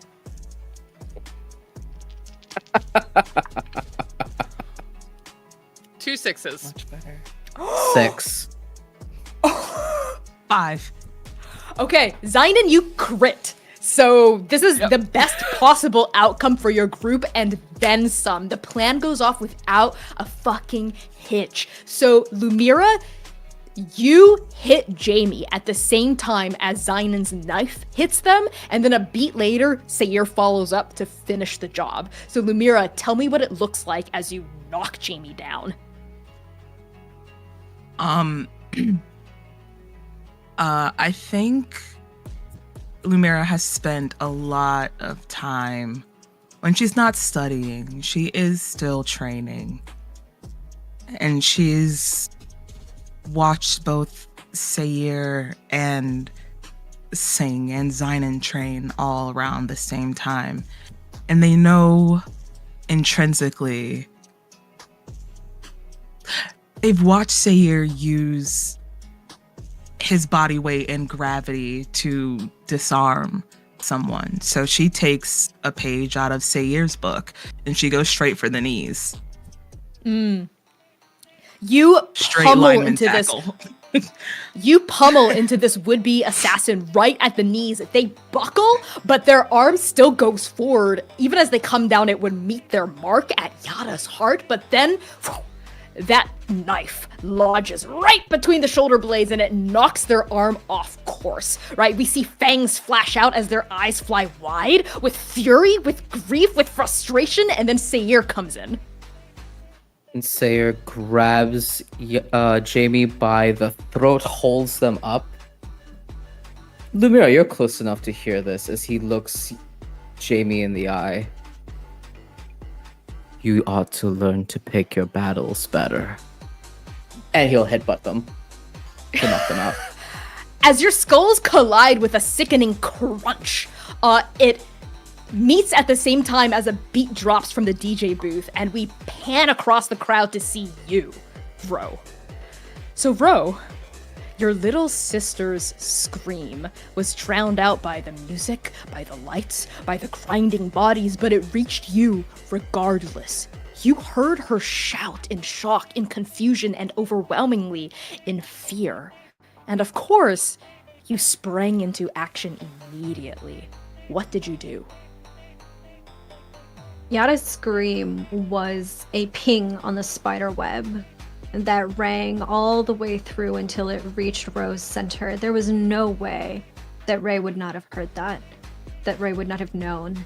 And in the middle of a conversation with Diablo about Onugata's bike and how the hell we're going to, well, deal with House Kuatun in the midst of all of this, Ro stops midway through that conversation, and there is no explanation, no anything. There's no sound that comes out of Ro's mouth or their body, but immediately they turn and they run through the crowd, almost jumping across the heads of the different people that are arriving and dancing along each other. Ro doesn't even bother trying to swim through it. Ro was never a good swimmer, but they are a good spider. And so they jump across to try and close that distance between themselves and Yada. You should have reached her.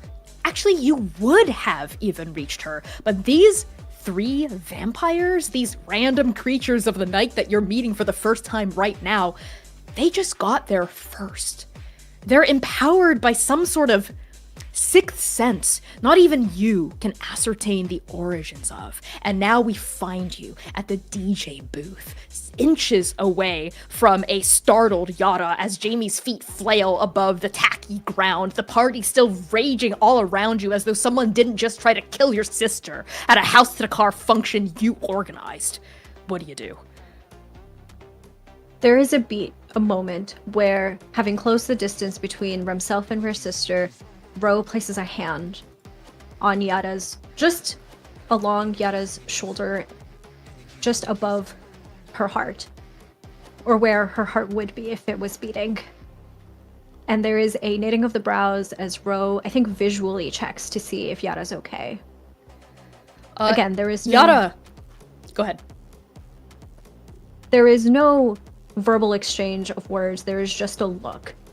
A look that asks, are you okay? Yara's shoulders are shaking, their pupils are slightly dilated, and the vape they were holding, it has collapsed onto the ground and has been smashed in the chaos.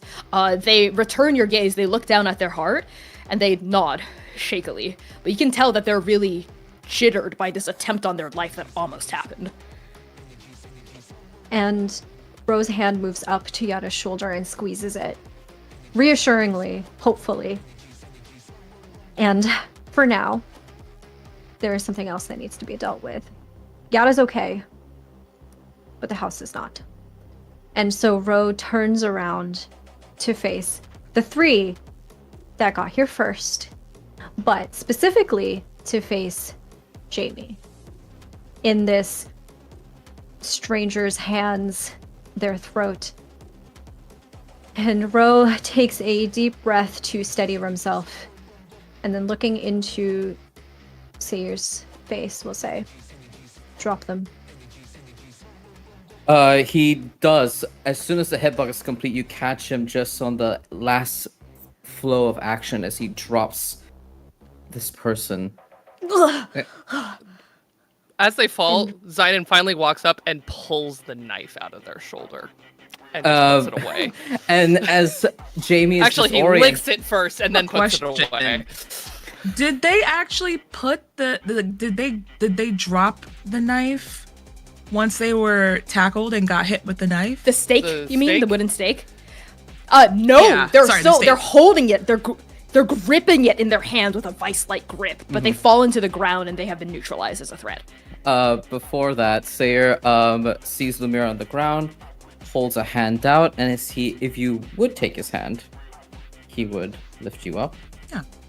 And on the upward movement of holding you up, he goes, hang a moment. And because he was hunting Jamie this whole time and remembers the multitude of stakes within Jamie's jacket, so grabs the collar of the jacket and yanks the jacket out, revealing all those stakes off the ground. Yes, without the jacket, all that Jamie is wearing is a kind of weathered tank top, revealing wiry muscle, covered in tattoos. You're not getting to the car today. I'm sorry to say. Or any day. And a quick pause. I'm going to take us to a tech break as I'm experiencing some significant lag, which I think is causing some overlapping chatter. So we'll be right back in about 5 to 10-ish minutes.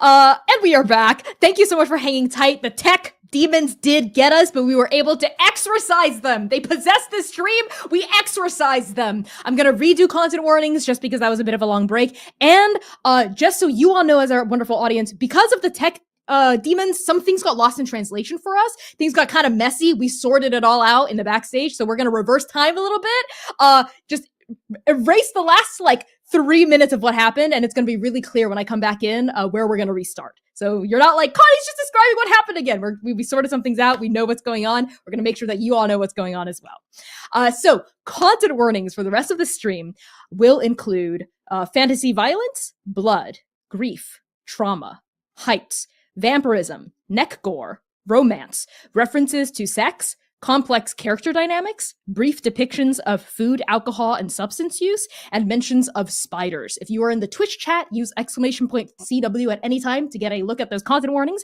And if you are in YouTube, then I'm sure our lovely mods are putting those content warnings in chat right now as we speak.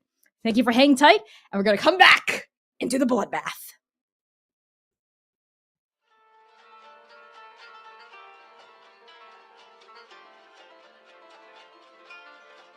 Zynon, your knife flies through the air like an arrow and lodges into Jamie's shoulder blade at the same time that you, Lumira, collide with Yara to knock her out of harm's way. And you, Seir, your fist flashes forward and you tighten fingers around Jamie's neck. Zynon, how does that knife disarm Jamie? The blade sinks in just below their shoulder blade, and involuntarily their hand releases its grip on the stake. Ugh! There's a yell of pain, and more overwhelmingly, a yell of shock and confusion and frustration as that weapon is dislodged from their grip. And it's almost like they've grown a wing from this silver blade flashing out of their back. Lumira, how do you tackle Yara out of harm's way? I think it almost happens in quick time. Lumira sees Jamie's sights set on Yara, and she just runs full barrel. Does a kind of like enveloping tuck and roll in a sense. So she'll run and launch herself at Yara, wrap Yara around in her arms, and hit the ground and roll out of the way. Love that. You hit this tacky dance floor and you roll, kind of like barreling into dancing bodies a bit, causing a bit of a scene, but fully spiriting Yara out of the direction of that flashing wooden stake. I'm sorry. Speaking of the person who attempted to assassinate her, Jamie, the bottoms of their feet kind of like scrape against the floor as, Seir, your hand flashes forward and you lift them up into the air. He leans into their ears. His eyes are layered with a familiar brutality, and he whispers into Jamie's ear, "You ought to pick your fights better." And he'll rear back and slam his head directly onto Jamie's forehead. A sickening crunch rings out over the dance floor. And Ro, Yada's scream had been drowned out by the music, by the lights, by the grinding bodies, but it reached you regardless. Your little sister shouting in shock, in confusion, in overwhelming fear, and you, of course, you spring into action immediately. Yada's scream was like a ping on the spider web. It reached all the way down from where Yada is at the DJ booth, down to the center, to the core of Ro's very being. They were always going to hear it. They were always going to know that the little spider is in danger. And in the midst of this conversation with Diablo, Ro, all of a sudden, without warning, goes silent and their eyes blow wide, like something is wrong. And Ray doesn't bother to explain anything, say goodbye, nothing to Diablo before they turn quickly. And they, like you said, spring into action towards Yada. Yara is not a very good swimmer, so they don't bother moving like a shark through the waters of the dance floor with all of these people, all of these mortals, these vampires that are blocking their path. Instead, Bro, like a spider, jumps over the entire crowd right towards Yara and tries to get in between Yara and Jamie. And Ro, you should have reached her, and in fact, you would have reached her. But these three vampires, these random creatures of the night you're meeting for the first time right now, they get there first. Not because you are too slow, you are always quick to act, Ro, but because they are empowered by some sort of strange sixth sense not even you can ascertain the origins of. And now we find you, bro, at the DJ booth. This party still raging around you as though someone didn't just try to assassinate your sister at a House to Car function that you organized. What do? When Ro is able to close that distance between himself and her sister, they go up to Yara and they place a hand on Yara's shoulder just above where her heart would be beating if she was still alive. And without saying a single word, with their eyebrows knitted, and just through their expression alone, Ro asks Yara, "Are you okay?" Yara, still tangled in Lumira's protective grasp, they kind of like the two of you disentangle from each other a bit. They look at you at first with like shock and then with a small degree of gratitude dripping into their eyes. And then her eyes fix on her elder sibling. Feel that hand over her unbeating heart. She nods. Her shoulders are shaking, her breath comes out quakily, but she nods. And then her eyes fall on her would-be killer. And seeing that Yara is okay, Ro moves their hand over to Yara's shoulder, brings their other hand to Yara's other shoulder and squeezes reassuringly, also bringing Yara's posture back up, as if to say, show strength. Yara just blinks completely even ignoring the fact that Lumiere is here in close distance to the two of them right now. Yara blinks quickly, shakes their head a little, and then shoots you a look of resentment buried underneath the pain, the gratitude, the shock, the connection. Close their eyes. When they open it again, their shoulders are no longer quivering. And Ro nods. A small nod. Clipped one. And they turn to face Jamie. To see Jamie in the grips of the stranger that they have only just now met, who smells unusual. That's right. But putting that aside for a second, Ro looks over to Seir and says, "Drop him." One moment. And Seir will pull from their left collar, Jamie's left collar, and yank off their jacket where a bunch of wooden stakes fall and pummel out of the inside pocket. And then he drops Jamie. Jamie hits the ground with that same sickening thunk, groaning groggily. They seem completely disoriented from being headbutt, if not knocked out unconsciously. And that's when you arrive on the scene, Zynon. Zynon walks up to Jamie kneeling, and he takes no pause as he reaches to their back, grabs that knife, and pulls it out. And runs his tongue over the hooked blade before sheathing it again. It tastes as sweet as nectar, just as Diablo's blood had, but there's something hotter about it than Diablo's, something bitter, a tang of grief, a tang of pain and rage, murderous intent. You get it all from that single lick. Huh. Rhododendron? And Ro nods, acknowledging Zynon and Seir for a second, and even turns slightly to acknowledge Lumira as well, but that is as far as they go in this moment because there is something greater that Ray needs to deal with.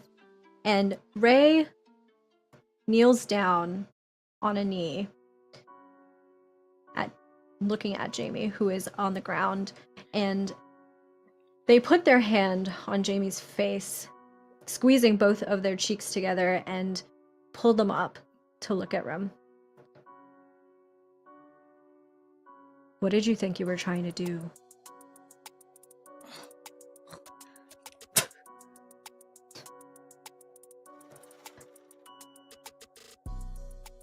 And Ro very forcefully, aggressively pushes Jamie's face down and gets up, looking down at them, and says, "Thou shalt settle thy disputes through formal duels, Jamie.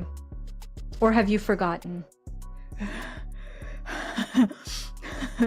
Fuck you.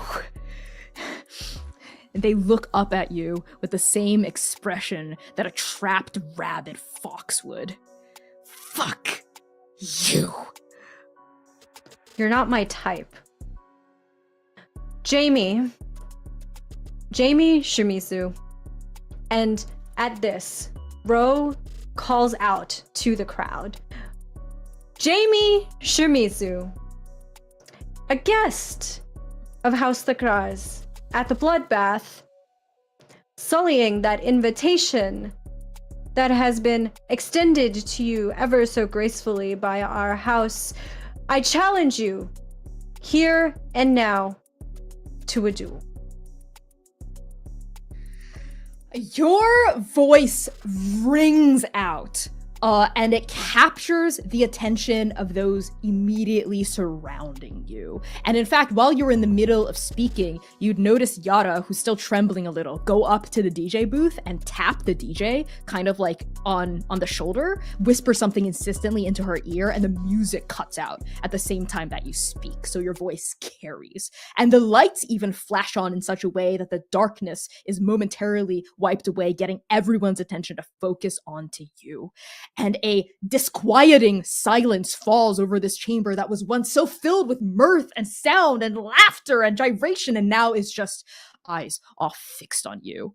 And those who know, because there are mortals here too, but those who know, and they start to whisper. And you hear vampires starting to whisper to each other, a duel, a challenge has been issued. And then you see Diablo cutting through the crowd, shouting, "Get the humans out of here." And we see other vampires starting to turn and corral confused looking mortals, most of whom are drunk or addled on other substances, out of the chamber. And this all happens in a matter of moments, of heartbeats, of seconds, as soon as you issue this. And before you know it, no mortals remain in this chamber. They've all been shepherded out, and the only folks that still populate the dance floor are vampires.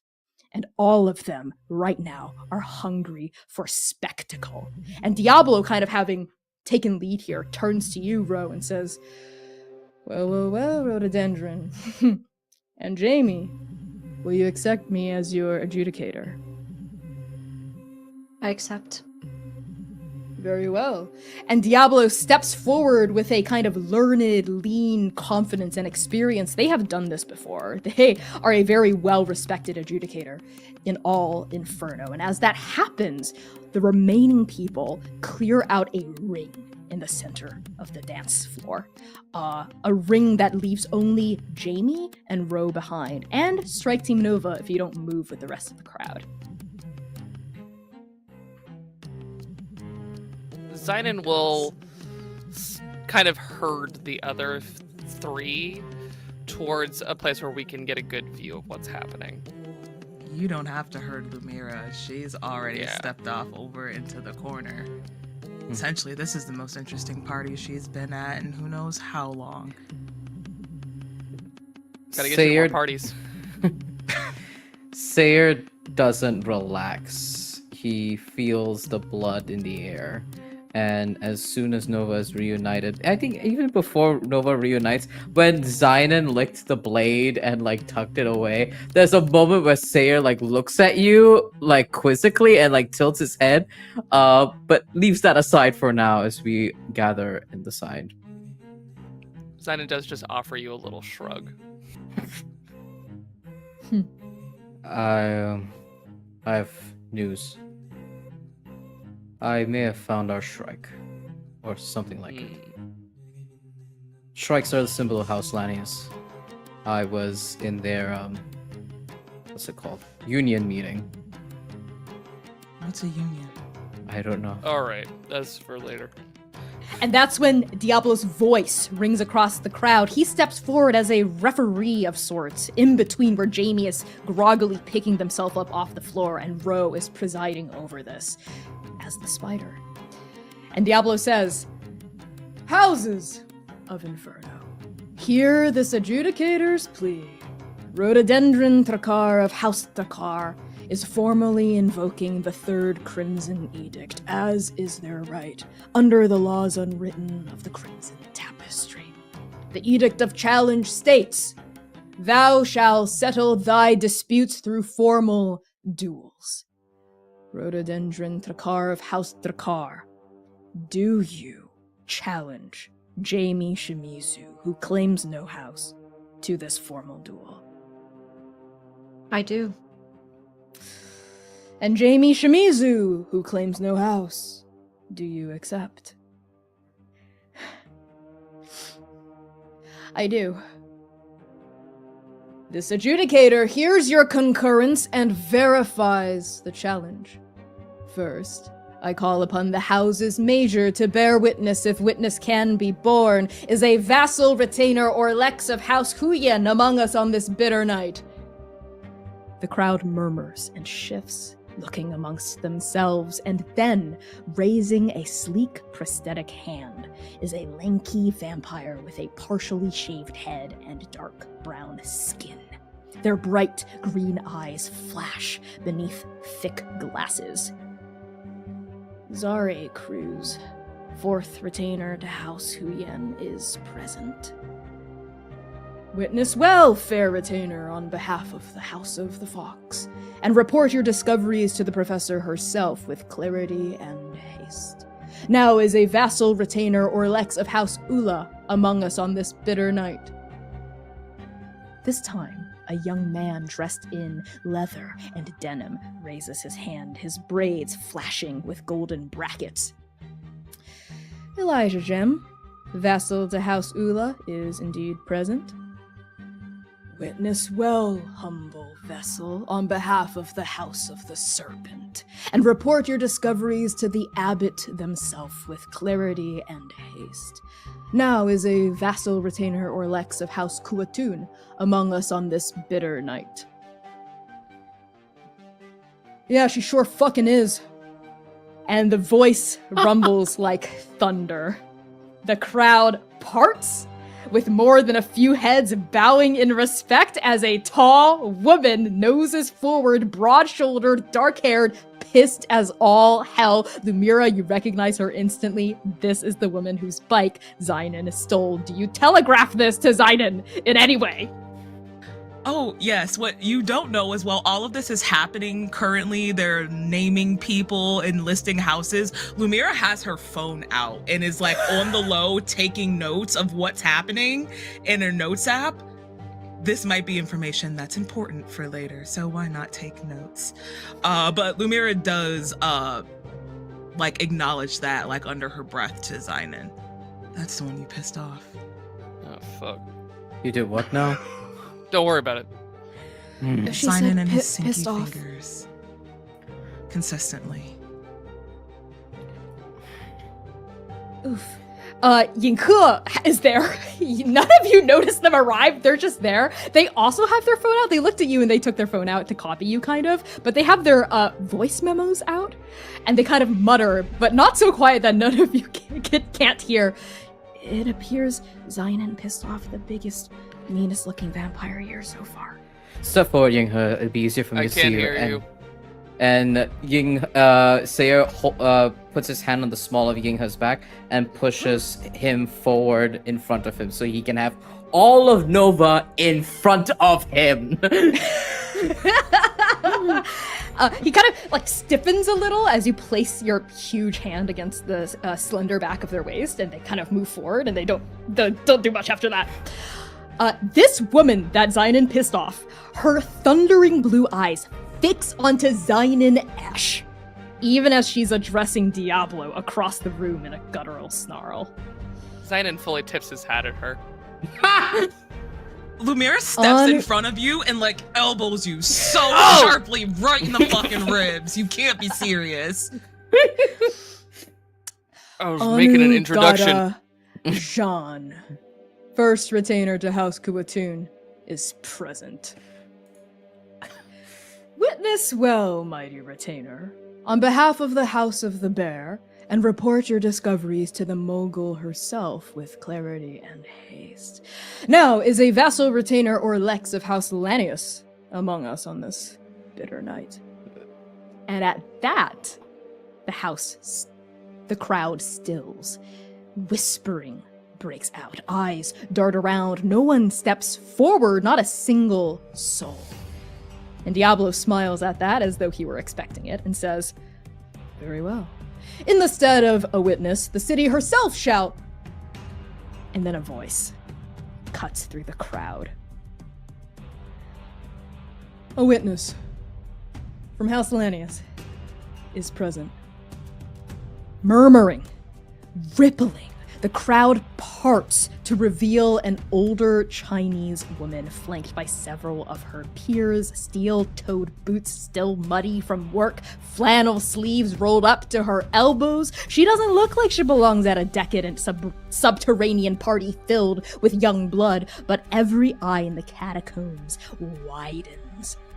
Heads bow in respect, bodies shuffle backward to give her and her retinue space. And of course, Seir, you recognize her. This is the leader of the Shrikes. Herself, the woman who, not hours prior, was addressing a crew of construction workers. Her piercing red eyes fall briefly on you. In the crowd, noting who you're standing next to, noting what you've done, and an inscrutable expression settles over her face. How do you take that in? Seir doesn't cower or hide. He was there at House Lanius' union meeting. He was invited in. If he were to act, what is that a business of theirs? He's made his position clear. He is with Nova, and he meets her gaze uncoweringly. The leader of the Shrikes scans you up once, twice, and then moves on as though you're a pebble on the side of the road. She steps forward like she owns the place, and those crimson eyes flash over the gathered vampires, and when she speaks, it is with complete and utter unchallenged authority. Aditi Lanius, matriarch of House Lanius, is present. And the crowd takes in a collective breath, and Diablo's smile widens. Well, witness well, fearsome Lex, on behalf of the House of the Shrike, and see with eyes unclouded as the builder herself. Aditi nods, fixes her gaze onto Ro and Jamie, and Diablo addresses the crowd once more. And now, is there a vassal, retainer, or lex of House Trakar among us on this bitter night? And Yara steps forward, still trembling, but composed. Yarrow Trakar, third heir to House Trakar, is present. Witness well, littlest heir, on behalf of the House of the Spider, and report discoveries to the Weaver herself, with clarity and haste.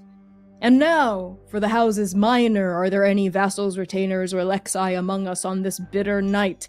And at that, an affirmative chorus resounds from the gathered crowd, with various vampires shouting out various titles and the myriad houses they belong to.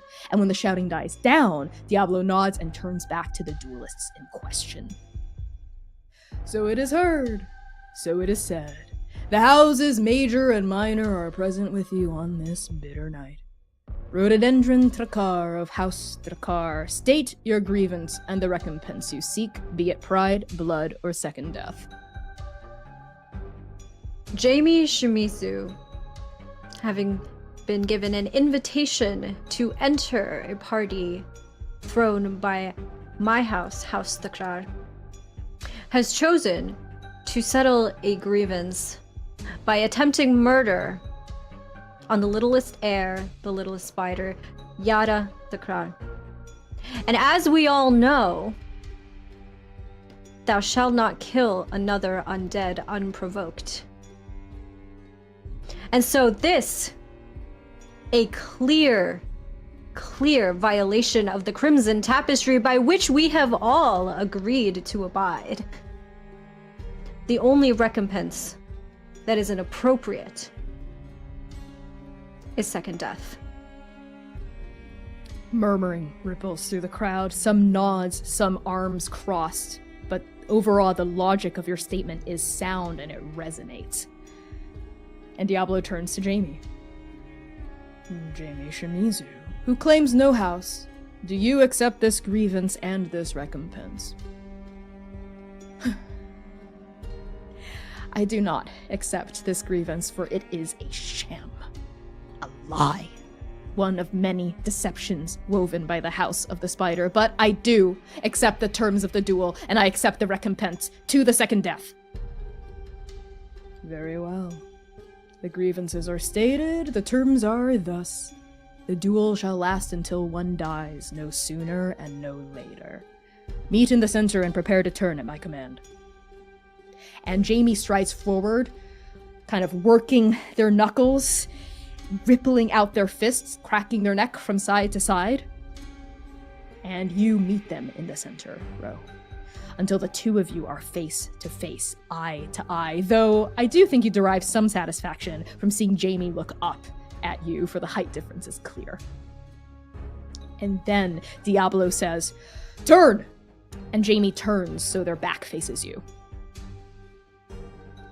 And before Jamie can turn, as we are looking eye to eye to each other, Ro says, again, Ro is speaking very loudly so that not a single soul within this catacomb can go without hearing every word coming out of her mouth. Where he says, though we may weave many webs, House Trakar did not weave the Crimson Tapestry. You are not above it just because no house claims you. And then they turn. You can feel Jamie rippling with anger, though their back is turned to you, and Diablo starts to count down. And with each number, you know you have to take one step forward. And Diablo says, 8, 7, 6, 5, 4, 3, 2, 1... begin. Ro, do you spring into action first, or do you let Jamie come after you? As Ro is walking the 8 paces that is necessary away from Jamie, Ro is parallel to the bar at this point. And as they walk, they quickly grab one of the bar stools that is placed on the ground, and they tear apart a wooden leg of the bar stool. And they spend the remaining 7, 6, 5 paces running their long fingernails over the wood, sharpening it to a point. And when they turn around to face Jamie, they have this long stake in their hand. It's much longer than the ones that Jamie was trying to use. It looks almost like a sword in Ro's very practiced hand. And they stand with the stake held up in front of them, prepared. Ray does not spring into action. Ray is poised and controlled, waiting for Jamie to make their move. Okay. Jamie is the one that comes at you again like that rabid animal. As soon as Diablo says begin, they whip around and they like tackle the floor to where their wooden stakes have been scattered by Seir. They grab two, one in each hand, and they throw one at you with unerring aim towards your heart. And in response, with a single hand, Ro will whip the wooden stake in her hand, batting the wooden stake away that is flying towards their heart. And they take steps, very slow and controlled, towards Jamie as they do so, slowly closing the gap between them. Almost as if there's no rush here. One stake goes wide, but they've grabbed them. They came prepared with like at least 7 stakes on their body that are just scattered all around the dance floor. They're grabbing them like ammunition, and they fling another one at you that I assume you also parry away. Almost like you're treating your long stake like a foil or a rapier instead of an actual dagger. And then they come at you teeth bared and they shout, You were supposed to protect Shem, but now Ren is dead because of you! And the stake comes down, and now they're closing the gap. With one hand, Ro will grab Jamie's wrist, the one that is holding the stake, just before it reaches Rare Heart. And with the other, with their own stake in hand, Ro gets a little bit closer and closes that distance so that the tip of that stake is pointed right up at Jamie's heart, not piercing, but touching, making contact. And Ray smiles with no mirth in that face and say, do not ever, ever try to take the life of a spider. Your partner, Ren, made that mistake. Not as directly as you, but that is why she lost her life. And that is why you will lose yours. And Ro goes to plunge the stake into Jamie's heart. I need you to roll for that. So what action are you invoking? This feels like a hunt check. Okay. No, that works. That absolutely works. Okay. How many pips do you have? I don't, is the thing. Okay, so that would be 0. I'm gonna set position and effect. Your position is risky. Your effect is standard. Pretty standard roll here. What's your thirst at? Because you just drank, right? So you're at 0. Well fed, yeah, 0. Okay, would you like to push yourself or accept the twist of fate? Because that's what is the difference 0? between the two? What is the difference between the two? Push yourself as you mark 2 thirst and you get an automatic 1d into the pool. Twist of fate, you mark nothing, but Con gets to do something no matter what you roll. Okay. I will push myself to add another die, and then I will mark 2 thirst. Go for it. Okay, so roll 1d6. Okay. Please, dear God.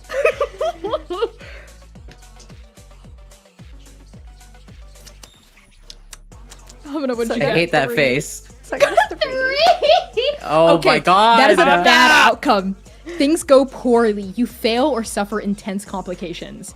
Okay, as you push the stake forward, Jamie's drops well, you're holding their wrist with one hand and using the other to push the stake in. Okay, they release the stake in the hand that you're grabbing and they use their other hand to grab onto yours and prevent it from stabbing them through the heart. So this is a contest of pure strength at this point. And you feel the stake pierce their skin and blood starts to bloom, but it doesn't go through their heart. They're straining. You speak real big for someone who is so good at double talk, don't you, rhododendron? You never, ever gave Ren the chance to prove themselves in the eyes of their house. They had talent, they had skill, they had potential, but you never nurtured them, you never helped them grow, you always looked down on them, didn't you? That's why you didn't fulfill your duty to protect them. That's why they're dead, because of you. And Ro, you know, Jamie is talking around the truth. You both know what actually happened. But Jamie can't admit can't say the actual accusation because doing so would shame Ren's memory by revealing they were a mole. And you can't actively admit what you did because that would shame House Takar by revealing that you indeed did violate one of the very Crimson Edicts you're invoking now. So I am going to, as your failure, put a social harm on you, exposed. It's going to be a 2nd level harm. Would you like to resist it? Can I? Can I attempt You can. to? Yes, you can. You can resist any consequence, including harm at any time, and it just works. So you say how you fend off the opposition. In this case, I think you need to make a public case against them and make a resistance roll. Okay. We'll do the roll after you fend it off. Okay. I think hearing all of this, Ro, still trying to push that stake into Jamie's heart, starts to laugh a little bit and says, potential. I did everything that I could to protect poor young Ren. I even tried to help them improve their art, bring it to the vision that she wanted it to be. But do you want to know the truth? She was never good enough.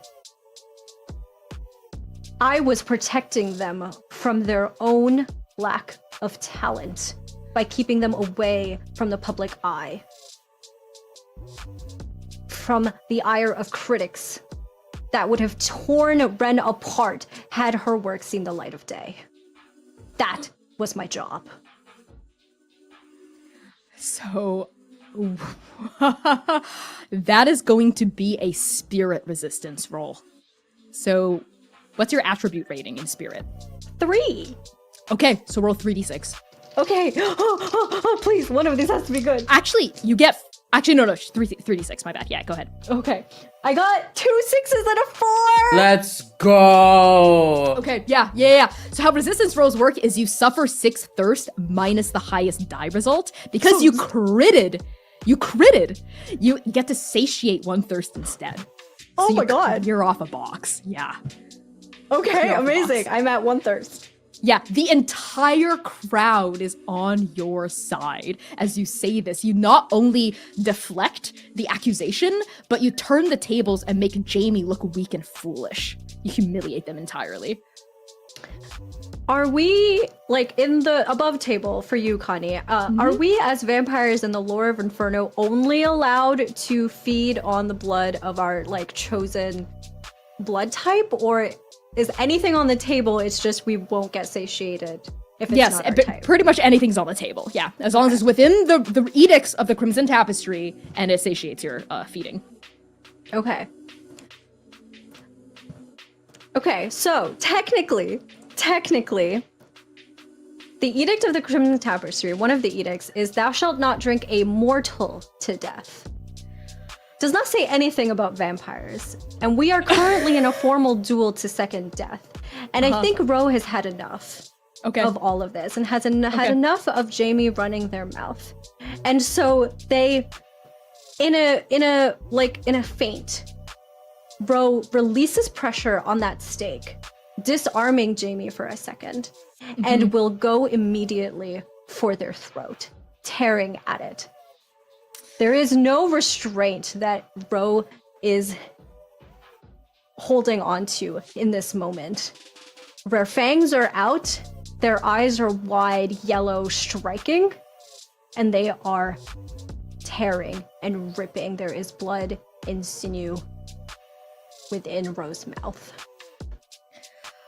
Ro, typically when you feed with clinical mathematical precision, an almost disaffected attitude toward the mortals whose blood is ignited with love. And yes, it does fulfill your thirst. It does wipe that thirst track clean, but there's always something missing.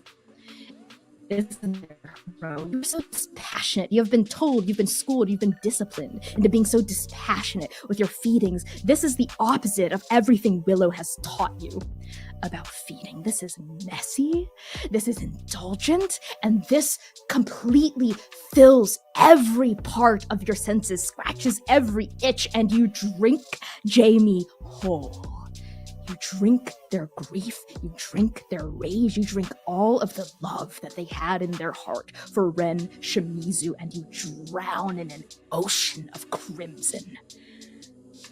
You indulge your thirst here.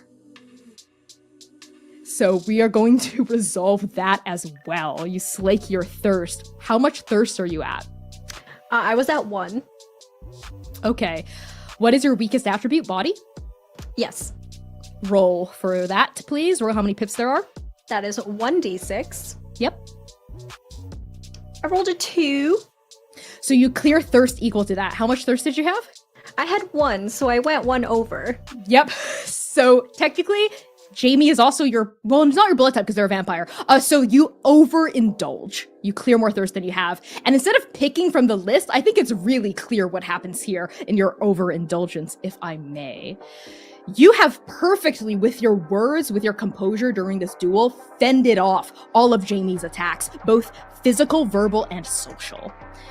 But a gap in House Trakar's armor is revealed in this moment of pure violence and viciousness. You even hear Yara gasp as you just kind of go in fangs bared and you take. How is this so different from the rhododendron Trakar Inferno knows? Inferno knows a row that doesn't exist. A row that is constantly weaving a web, constantly poised, shoulders down and back, face schooled, never showing any emotion that goes above neutral, that goes above slightly, what even? Elated, euphoric. Ro doesn't know what that means, but they do right now. They haven't felt this way since, well, for a very long time. They haven't felt something real. And I think for the first time in a very long time, maybe ever, for some of the people in the crowd, they are meeting Ro as Ray is, really. And truly, they are meeting a sliver, a piece of Ro's tension, of their pain, of their longing bursting out from within them. And if I may, after Ro has fed on Jamie and drank them dry, they come up and there is this luminescence to their eyes, to their yellow eyes, like little lights have been turned on inside of them somewhere. And with the blood dripping down their mouth, down their throat, onto that white ink tattoo of a spider web on their chest and shoulders and neck, they look up. They don't even get up, but they look up, hands still on Jamie's body. And they say out to everybody, "Let this be a reminder to all that House Thakra does not take lightly any threats to members of our house." Jamie Shimizu dies with Ren's name whispered on their lips, choked out with such feeble volume. Only you hear it, Ro, and you hear, you feel, you taste Ren Shimizu's name in your mouth, dribbling down your chin, down the front of your throat, across your white ink tattoo, and pooling in a crimson river at your feet. And Diablo steps forward and Diablo says, "The duel is finished. Jamie Shimizu, who claims no house, has been slain by Rhododendron Trakar of House Trakar. So it is said, so it is done." And we'll end the session there. Thank you all so much for tuning in to this installment of the Chaos Protocol Arc 3. I've been Connie Chong, your game master. I'm going to pass along introductions to the one and only Hamna Shahid. Hi everyone. My name is Hamna. I use any and all pronouns, and I am a TTRPG performer and producer. You can find me all over the internet at Lilith TTRPG. So if you like the very normal things that I do them other places too. Right now, Transpiller is the main place you can find me though. So catch me here next week as well. Yeah, playing Rose been real fun. Good times. That's all I got for now. I'm gonna pass things over to Val. Hello, everybody. My name is Valiant Dorian. I use he, him, his pronouns. You can find me all around the internet at Valiant Dorian or also Spirit Bear. Please enjoy that lovely treasure hunt I just set you on. Tonight, the distinct pleasure of playing Seir, who uses he, they pronouns, and will snuff out your life if you threaten Nova. You can find me on Tiny No Tales tomorrow, but day after tomorrow. Tomorrow? No, it is tomorrow. Tomorrow. Yeah, tomorrow, where I play Hector of Troy, and I also got a bunch of other projects down the pipeline. Please go and check it out. I'm gonna pass it on over to the hot shot of the hour. Clearly, all right. Hi everyone, I'm Kai. You can find me all over the internet as a style of Imladris.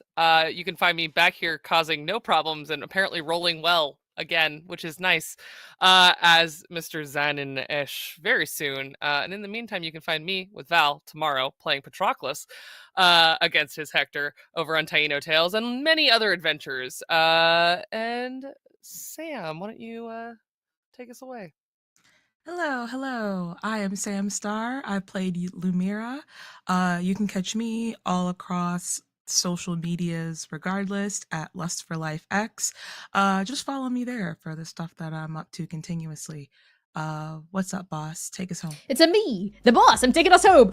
So if you enjoyed what you saw here tonight, consider leaving us a positive review, joining our Discord server, or posting about us on social media. Not only does it help our creator brains when we're on the verge of burnout, but it also helps us continue to reach out to sponsors to help make this work possible. The winter holidays are coming up, but fear not. Chaos will return next Saturday, December 21st at 8 p.m. US Eastern Time before settling for a week's rest at the end of the year. So no stream after next week, but next week we will be here. Stick around for the raid, Transplay Nerds, and we will see you back here next week, same time, same place. Journey well.